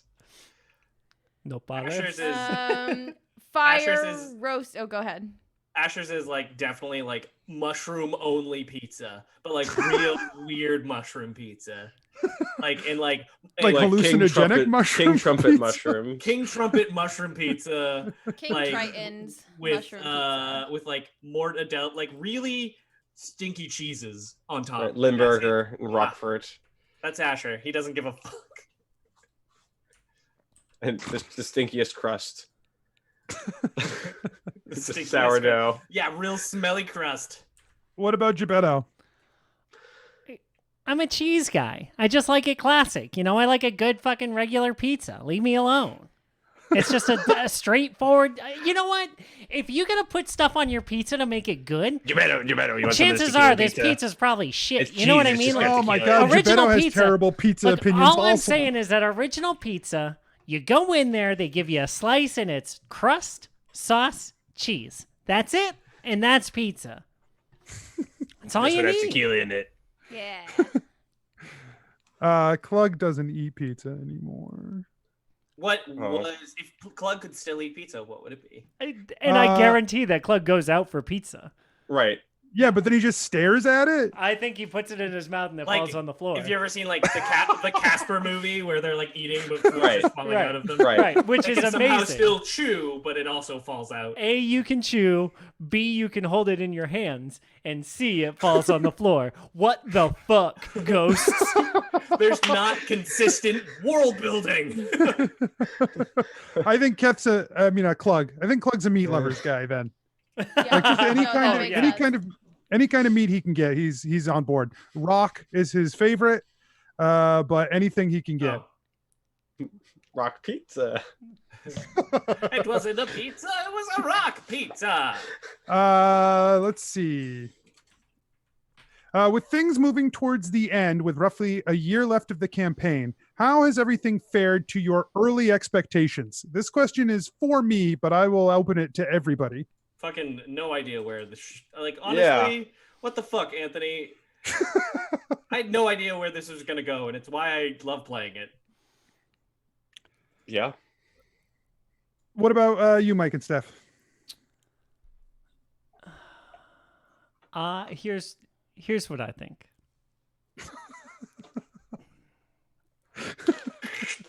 Thanks, Rob. Great Foley work. I think the Many Pennies win the game. I just think we win. I think we form a Council of Kings by bullying the rest of the kings. And then I think we make that badass sword, and I pictured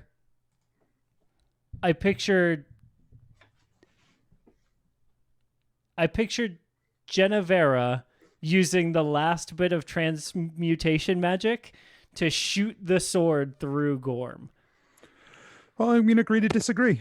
That's fine. That's what I pictured. I was gonna say, It should happen you think- too. But also, she should be flying while she's doing it. Right. My question is, do you think Anthony will be that nice? No. So for me, And then he In gets terms of yeeted. my- Yeah, Sean's right. And then he gets yeeted into the sun. Yeah. how is what has happened line up with my early expectations? I have never run a campaign this long. We can By tell. about 3 years, maybe 3.5. Was I in your other longest game? The one Yes. in college? Yeah. Oh wow. Yeah. So this is always how I felt like they would come together. But since I only ever played a few games of any, it never really worked out. But I will say that remarkably, despite the fact that we've gone around a varied path to get there, we are still pretty much within what I figured the arc of this story would be. It's always been going toward toward what it's headed toward now, and the players have just built up cool additions to that have been awesome to be a part of over this time frame, and I get to now pull those all back in and use them as part of the story for the finale and everything going forward, like to grab all of these threads that I've built and that they've built and to bring them all together is the exciting part. But I think it's pretty close to my expectations in terms of where I thought things were going to go from the start. Let's see. Favorite moment in the past year, everybody? Pirate ships. What? Oh, pirate ships. Pirate ships. I thought you said bag of So good. chips. It sounded like Pirate ships. I'm just Bag bag of- of Yeah, bag of chips. chips. Fucking eating a bag It of really chips, is. man. It was dope. That's a bag of chips. My favorite part of the past year was watching Mikey play Geppetto. He was just so excited to do tricks and to do flips and to do like sneaky hiding in the woods and stuff and like controlling the fake zombie that he like sent off. He was just so excited to play around. And I thought that was so cute. Rob? Okay, I'm torn. I think my favorite moment of the past year for the podcast was going to DragonCon. That was fucking cool. Like, it was just so it just was like, oh my god, we're doing this and we're performing and people are here. And it was amazing. But in the show, I'm torn between Asher accidentally makes Genevera the king, and me, like, the wish spell, basically the literally called shot wish spell from the deck from Verlion's deck. That was, And I cannot overstate enough, as much as no one will ever believe it, and that's fine. That was 100% hashtag not rigged. and like some backstory. I was a grouch. I was being a fucking dingus that whole night because I'd wake up super fucking early to go on vacation, and I was like, guys, I don't have a lot of time. And then they convinced me to do it because I love them and they're great, and I was being a grouch and I knew it. And then I did it, and then that fucking thing happened, and I'm trying not to wake up my girlfriend. Yeah, she's literally sleeping behind him in his frame. Where his bed is, there was like a lump. And like Megan was right there, right, and, trying not to scream. And so she exists, everyone. She's real. Yeah, we all saw her. She might be watching the stream. So I mean, that was a pretty wild moment for me also, because it was just like I shuffled it up. I had my eyes closed. I shuffled it up. I flipped a card, and I was just like, "You got to be fucking kidding me!" Because I think Asher specifically said, if I get Wish, I will start worshiping Virillion. Boy, I was like, I gotta do some research. Wow, even the game god smiled upon you that day. Oh, it was the best. Steph, what about you? So in canon, my favorite moment has been just the episode 200, just how perfectly and cinematically it all worked out. Every one of us got a big moment. There was just the pacing of it once we got in there was just felt perfect, and it felt written. Out of canon, I think my favorite playing moment of the year was the Tavern Night. That You blew up that no 2 years ago. Oh shit. The Tavern Night that was just Anthony, Mike, and Rob and me, and we were the Blubs and the Many Pennies, and then LeBron's brother came in, and it was just a clusterfuck of a night. Oh, that was because we were playing multiple characters. It was so stupid, and everyone, like, as soon as Mike pinged me on the side, and he was like, get Asher in here, or get BP in here. Get Bandy in here. Get Bandy in here. Right. Get Bandy in here. I was like, pimp Rob into playing Bandy and Asher. Which, when I saw it just pop up on my screen, I thought he sent it to cast only. I thought he sent it to Rob. I thought he was telling Rob to get Bandy in there. And then just like the door opened up to get Bandy in there, and I took it, which was what he intended anyway, but like it wasn't what I had been thinking. Was waiting for the moment to give permission, and I was like, yay. And it was so perfect. It like just going back and forth, and like LeBron is the biggest place in my heart in this show. I think what I am happiest about in this entire show is probably LeBron.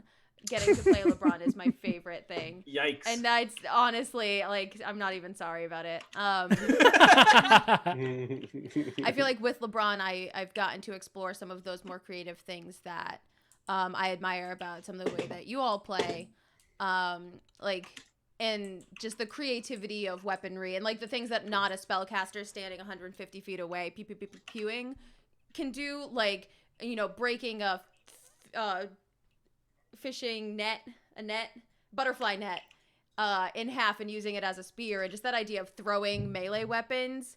And it just I don't know. LeBron throws fucking everything. Right. LeBron's a barbarian, right? Yeah. Isn't that great? It's like, because you're like, no, I want to play a spellcaster. God damn it, this is D&D, and you're like, my favorite character ever is a barbarian. Yeah. Well, and I think, but if I had started with a character like LeBron, I wouldn't have had any idea. You wouldn't have that appreciation. Yeah. And I wouldn't have had you're any of the 100% right. creativity, or like just having played for 3 years before creating LeBron had given me so much insight, and I wanted to do something so opposite Genevera. But yeah, that Tavern Night was just, oh God, it was so much fun. For me, this year, so basically from War of the Orcs, which was the end of last year. God, I forgot how good that one arc was great. too. That was a cool fucking fight. That was last year. Whatever, forget it. Gone. From then to now, this year I've had an opportunity to do a bunch of things that I have been thinking about for a really, really long time. Like, before we set foot into the first ley line, I knew that whenever you guys went after the ley line in the whirlpool, that Jacques was going to be involved, and that Horton was going to be involved. And like, I've been like, oh yeah, on to that for like 3 years. Oh, awesome! I loved it. That was So- yes. And it was really cool to be able to bring a character into the world that was written by one of our friends and Yeah. who's not part of the show but has done so much with the show, and to be able to bring that character into the fabric of the game and to hope that I like did it well and then played it like did it justice and be able to use it as part of the story. All of that was super fun for me. The stuff with the Lich was really, really fun. Like it felt like a big, satisfying conclusion to one of the bigger plot threads You heard that it. had been You running. heard it here, folks. Conclusion. Yep. No secret traps. No Yep. secrets. He said And the fact that conclusion. it- He said The conclusion. fact that Written in it stone. ended by opening the door to other stuff He said down the conclusion. line is even better. I heard it's That wish- over. I heard it's That over. wish spell was just I heard the glitch is Oh, gone so forever. perfect. It was just beautiful. Yeah, he wished that the Lich wouldn't be able to regenerate from it, and he won't. That's Wha- confirmed. Wow. Ooh. There was just so much fun stuff this year that I've been thinking about for a long time and going over and over again, and that was so happy to actually be able to execute on, and that we all got to get there.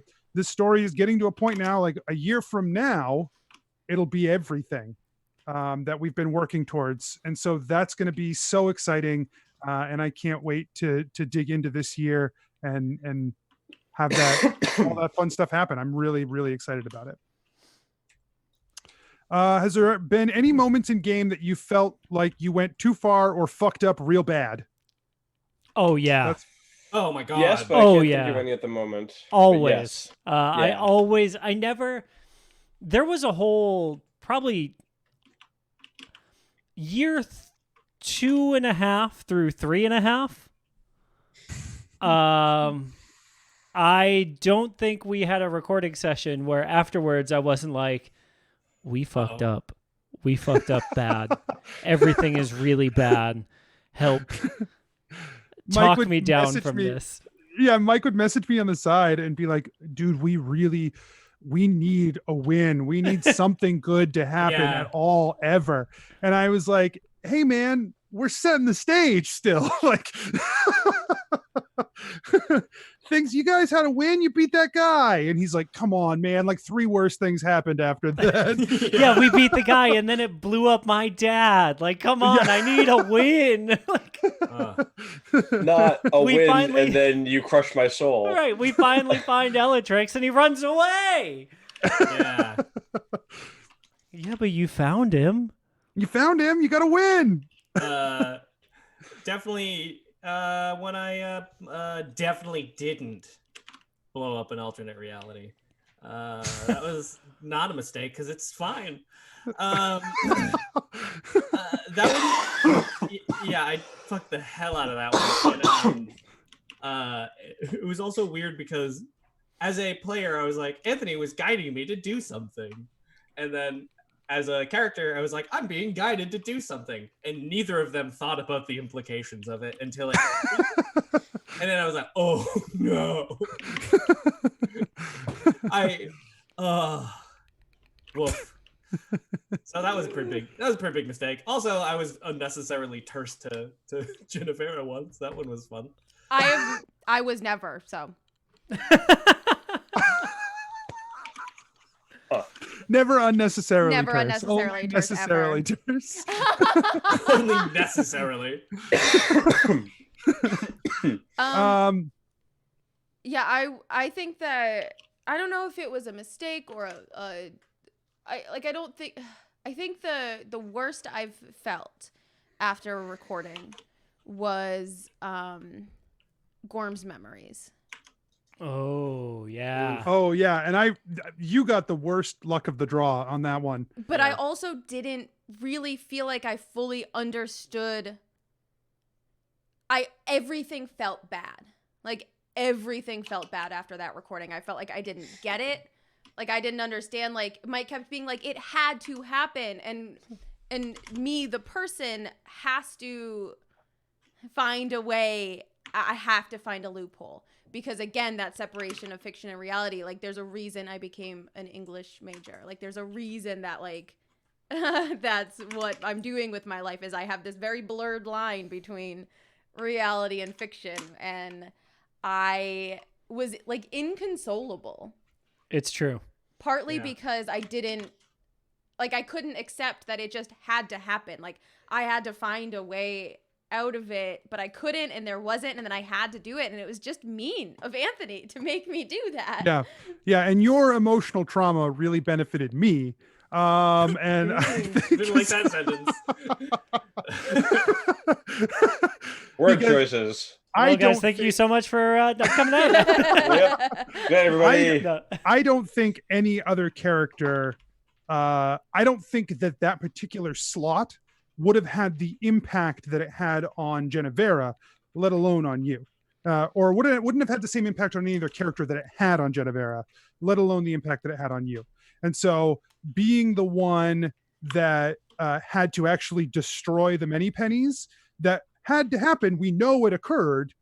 That was like, I think, just so poignant for that character. It was like the most important character to have that, to be that one. And the worst player to have that happen to. Like, I think like if Gebetto had been the one, he would have just been like, well, it's got to happen. Right. Gotta happen. Right. Asher But, just as but well. the fact that Genevera fought so hard for it not to happen, but then still had to do it, was so much better of a moment for that story than I think any of the other ones would have been. Yeah, it feels like she would have risked the world blowing up to not have to kill her friends. Like, Right. And there wasn't even that option that time. Like, it just, No, there was had some to world happen. shaking. but I But, don't like- think, I like, it just would have happened. It had to. Yep. You're looking at memories. Yeah, no, and that was the thing, is that like Mike kept like, and this is a peek behind the curtain at how this show can affect me as a person. Oh my gosh. Mike was like, you didn't do it. It had already happened and Gorm did it. And to me, like, I forget what the exact conversation was, but it was about separating character choice. Like, I don't know if you want to weigh in on what, if you remember more specifically So what. it happened for a week. The conversation. Every day, Steph would come home from work and like, and I'd be like, "What's wrong? Like, what happened at work?" And I can't believe Anthony made me kill us. Oh, it was decision versus acting out memory, or Right. like something. Yeah. Like basically, the idea was that like, it feels like you have a choice in the moment, but we know that like that's what happened in that reality. So like you have to play through it and like you have to be affected as the character and make the choice as the player. And like in my mind, Genevera killed the many pennies. like in Steph's mind. Genevera, in my mind, Genevera killed them. In Yeah. Mike's mind, Gorm did all of this. And Right. that's why, like, I think you're right, Anthony, that anyone else doing it without that kind of. Because the end result is the same in that like the Vision played the way the Vision plays, but I think that was just the maximum impact that scene could have carried. And so I really enjoyed it. I enjoyed listening back to it because I was like, what happened? But that particular moment was like gutting to listen to for me. I was like, oh my God, like, geez. It was just, I don't know, it was just great. It was good in like the way that you like sad movies and you're like, oh, don't die. Does Steph, so this is, I'm going to ask you this question. Does Steph have insight as to why the blade is saying the things that it's saying, i.e. Monday's episode when it was in pain? Listen So and the find answer out. is, yeah, kind of not really. Like, so the sword is now sentient and Steph is playing the sword. But so basically, I don't like. Anthony said, "You are playing the sword. The sword is sentient." Like that. So- That's it. I have no direction. I don't know. The sword just loves being in stuff. That's what the sword has decided. And so I wanted to So wait. basically have her play this. What? So Except the scream. you- I did message her and say, Oh, you- okay. I was gonna say you decided that stabbing this thing was gonna hurt. No, No, I he told did her that message stabbing me it and told hurt, me to scream. And, Oh, okay. but she couldn't. 'Cause it was there quiet. was a baby sleeping in the But next room. I did message her and tell her that the sword was in pain. God damn Follow it, up- Sean. You follow-up said question. Scream. Follow up question: Does Does the sword like fuck? It does like being kind in of. stuff. It kind of does. It kind of does. It loves being Spoiler. in stuff. Spoiler. Yum yum. Give me that blood. There will be more with the sword as it goes along, but the sword is Steph's to play, and it is a character that she is allowed to do with what she pleases. So, in terms of how it interacts with Gebetto, that's going to be up to Steph. I'm not guiding that. I've outsourced it. Can you speak to your approach to world building, especially regarding the relationship to the process of conceptualizing a world and its relationship to the story?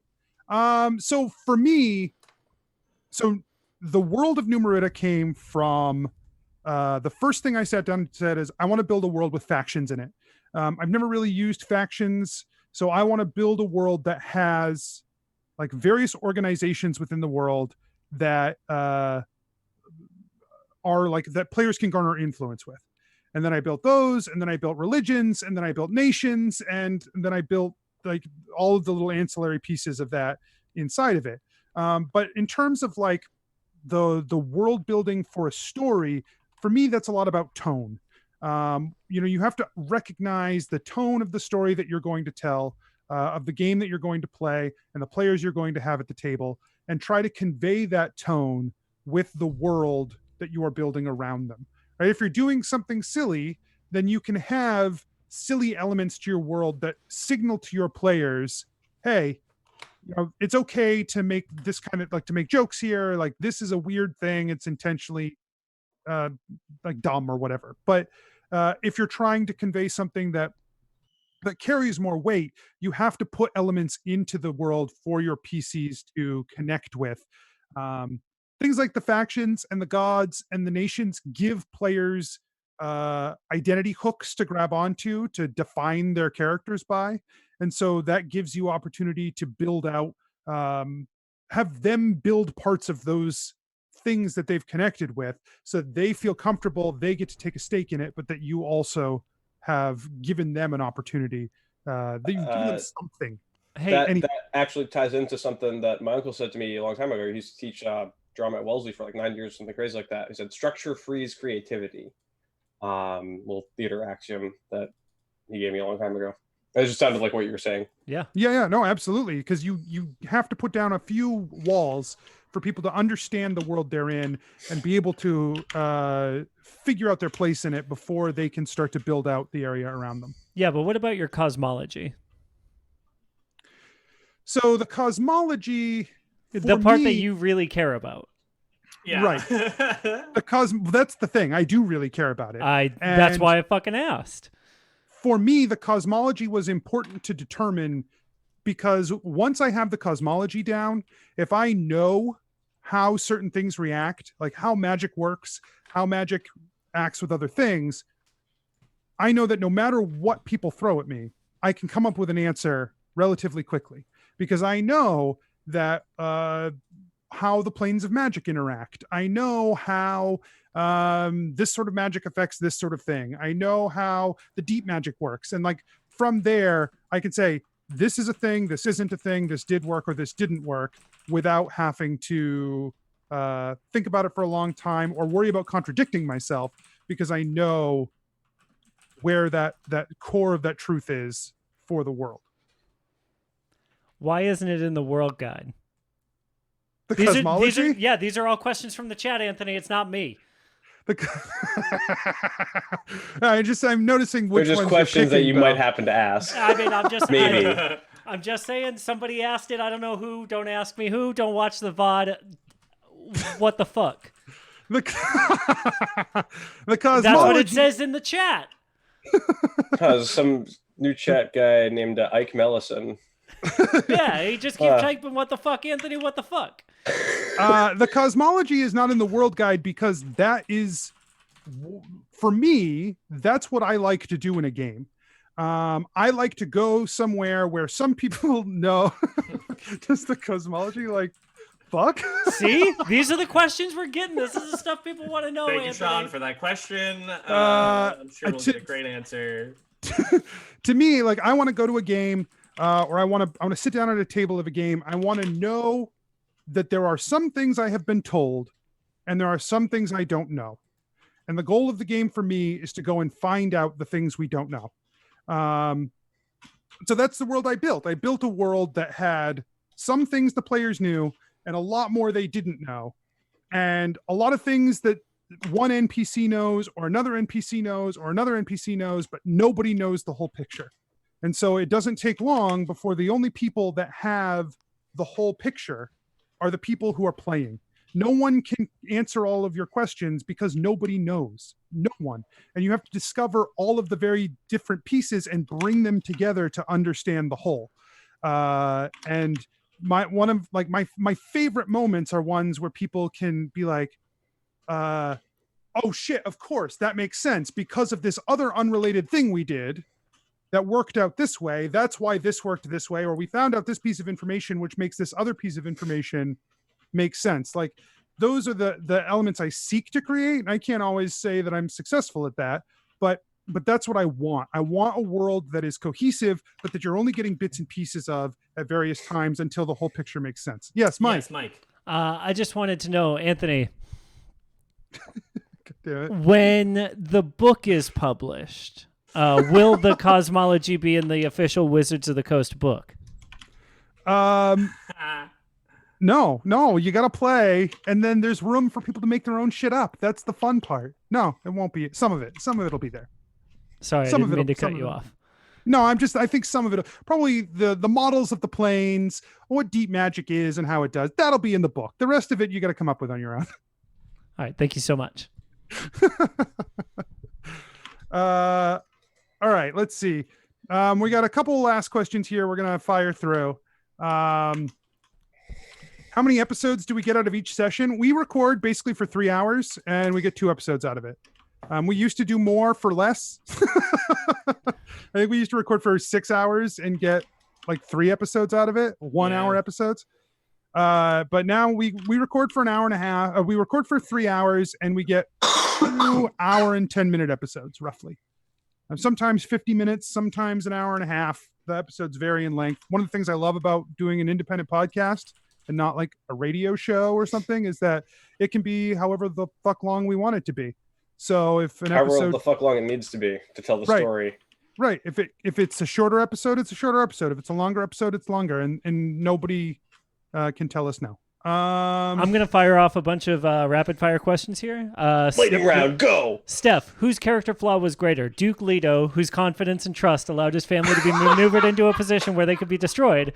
Or Duke Harkonnen, whose greed led him to make Harkonnen enemies next. powerful? Okay, great. I could not be happier. Yeah, obviously. Asher, what does it feel like to summon a horde of goats at your command? Oh, fucking the best. Everyone, has anyone in the cast ever read past the first Dune book? No. Yes. Yes. Book 2. Yes or half. no? No. Past the first one. Have you read past the first one? Yes, but not all of it. Would you rather have, Okay. Anthony, would you rather have unlimited Dune spice at your disposal or one-time access to half-strength Lerasium? Half strength Lerasium Why? is definitely the answer there. That would be rad as fuck. To be All a right. half Allomancer is still better than spice. Aren't you addicted to spice? Isn't that I haven't read the book. I don't know. Me, who would be a better wingman, Stilgar or Gurney? Obviously Stilgar. Rob, would you rather be able to ride a Dune sandworm every day or use a wild shape once in your life? Oh, God, sandworm. Next Yeah, question. obviously. Let's see. That's a Every question day? for Hell yeah. Mikey. Josh, would you rather face Duncan? Would you rather face Duncan Idaho in a contest of physical prowess or Paul Atreides pre-Muad'Dib in a contest of wits? Ooh, good question. Probably Idaho. Oh, I'll take him on. Jesus, the I'll robot? fucking- He's gonna No, fuck we you have more up. about you later. He's gonna He pull doesn't your come- arms off. Baby Paul, tiny dumb baby Paul. Yeah. Well, I mean, That's the thing. he is Bene Paul's really Gesserit. fucking smart. Right. Paul's really fucking smart. Yeah, but you That's come why I'm out of like, there with 2 arms, dog. Yeah, no, I'll take my chances with Idaho. I'll take that motherfucker. He's not using the sword. Next question. What's shaking party, people? He doesn't know how to grapple. Not much. What's up with you? Just can't put these- chilling. Dadanan? Question mark is all it says. Yeah. Yes. Great. What's your favorite running joke of the campaign? Yeah, I think this is a good one. Huh? Dune. Dune. I feel like we've made that clear. I think mine is the that's something reference bit. I think That we've might be even- my favorite too. That's a good one. I think we've made that's a Adventure Inc. reference now too. Actually, I changed my mind. My favorite bit is the one where we call modern TV shows and movies traveling plays. Traveling play. Oh, that's the best. Oh, Yes, that have you seen bit. that traveling play? Yeah, that one's my favorite because it pisses Anthony off so That fucking much. traveling Love play. I love it. That traveling play, The Right. Terminator. Right. Right.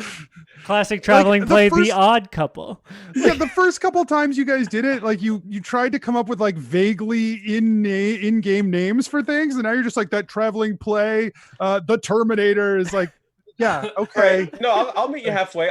We'll come up with something better. Mix it up.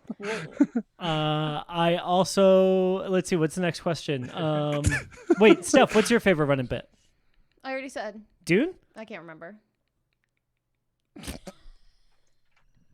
Dude. Steph hates all the bits, I to do be hate fair. bits. So like that tracks. Josh, what's your favorite running bit? The traveling play is pretty good. I also I love saying Gillick takes a sip from his flask. I love saying that. It makes me so happy every time. I'm just like, it's just a good moment. Oh, I think the implication that Mikey is still adding 5 to everything is probably my So- favorite. Oh, that's bit. great. Yep. I do what I love about actually that's a really good bit too. The Mikey doesn't know anything bit because his notes are better than Steph's now. Right. And also, like, Yeah. there have been so many times where he's been way ahead of me, and I've been like, or I've been just as lost as he has been, like so many times. I promise. And it's just been like, wow, how am I not getting called out for this? You just coast through it. I just coast through it. I just let it ride. also the I'm just now thinking about the live show when he did nothing the whole Last whole week. time. Yeah. Doors all clear down here. Like, thanks, bud. It was such a good role in that though. Like, oh, Yeah. so fun. funny. Uh, So it Oh, was, and Western Restoration. Oh my God! How at did I the beginning of the live show, like all I could think of was Harry Potter, when in one of the books when Apatuya is like, okay, or whoever is like, at 7 o'clock you'll be doing this, you'll be doing this, you'll be doing this, and then he points to Harry and he's like, I'll be sitting in my room pretending like I don't exist. And that was like my intention at the beginning of it. Okay, Geppetto, you'll be, Asher, you'll be, and I just honestly, like, I know you can't read my mind, all of you, but like I just wanted to get to Keth and he would be like, sitting doing nothing. Like that was my feeling in the beginning That's of so that. great. And then yeah, we've got a Lich volcano question. So I've been Anthony? thinking about this. I think what basically happens is you throw the phylactery into the volcano. The phylactery is not destroyed. The Lich reforms at the phylactery, and as his body slowly disintegrates in the lava, again, he moves the phylactery ever closer to the edge of this volcano. And then as his body, a couple weeks pass, his body reforms again. He moves ever closer, inch by inch, forward out of the volcano until it takes a long time, maybe past the lives of the many pennies. Maybe he harries their grandchildren or their great-grandchildren or their great-great-great-grandchildren. But someday he emerges from the volcano and he's going to be pissed. Which is Cool. ominous for what ended up happening. So, thank Yeah. you. Yeah, that should have come with a spoiler tag. Yeah. So we got a question in here that I think the answer is no to, but I think I want to ask it anyway, just in case I'm wrong. Are there any times where you felt like just dropping Adventure Inc. storyline to start something else? God, no. If I was going to start something else, I would just start something else on top of Yeah. it because I'm a masochist. But the no, this storyline is everything, and I'm very excited about how far it's come. But from day one, the whole purpose was to get there, and we've got some time left and some T's to cross and some I's to dot. But I'm very excited to get there. We Hell got yeah, it did. we got a question in the chat. Did Pokedexpert drop today?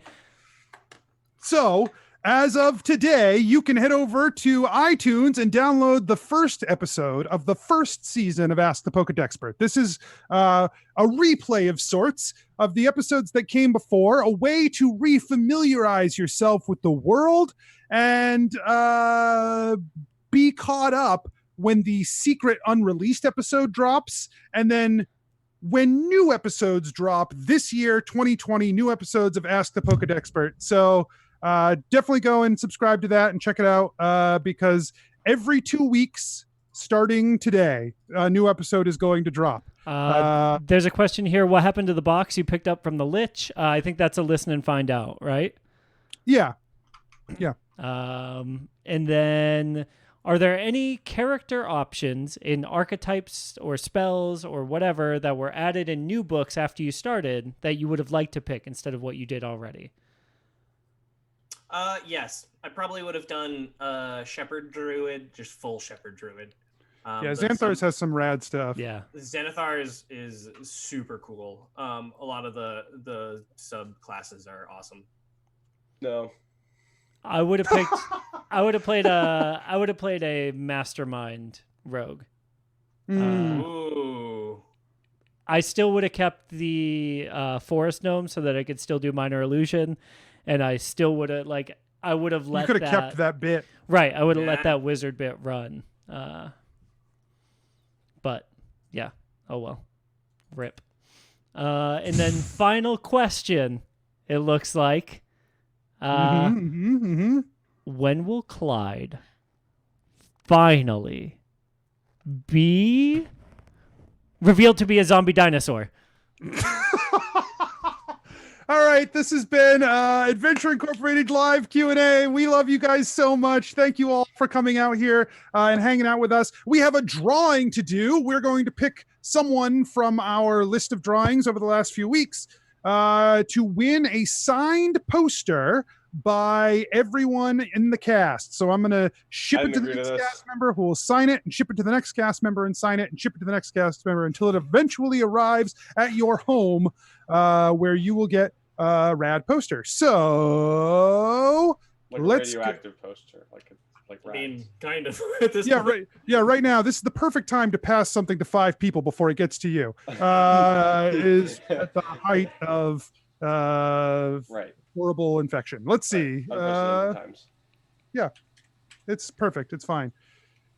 The winner. I like that Mike's still not back. The winner is patron Francis Dormitrovich. So I'll reach out to Francis. He's going to win the signed poster, and that's going to be a blast. So thank you guys to Yay. everybody. Next week, we are giving out an Ancient Dragon slot for the Ancient Dragon game. So definitely be here next Wednesday as well and check out our social media for more chances to win. There's all kinds of stuff going on that'll let you get entries into being this, and of course, being a patron gives you entries as well.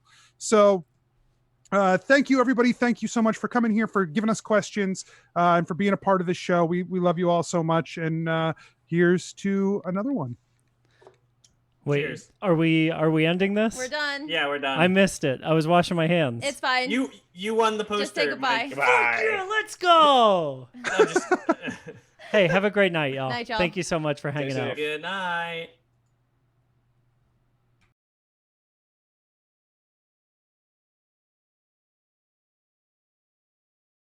Hey, that says starting soon, but really it should say thanks so much. So there's that. We almost, We almost did it. We We almost almost went did a a whole one fucking- without technical difficulties. God damn it. Thank y'all so much.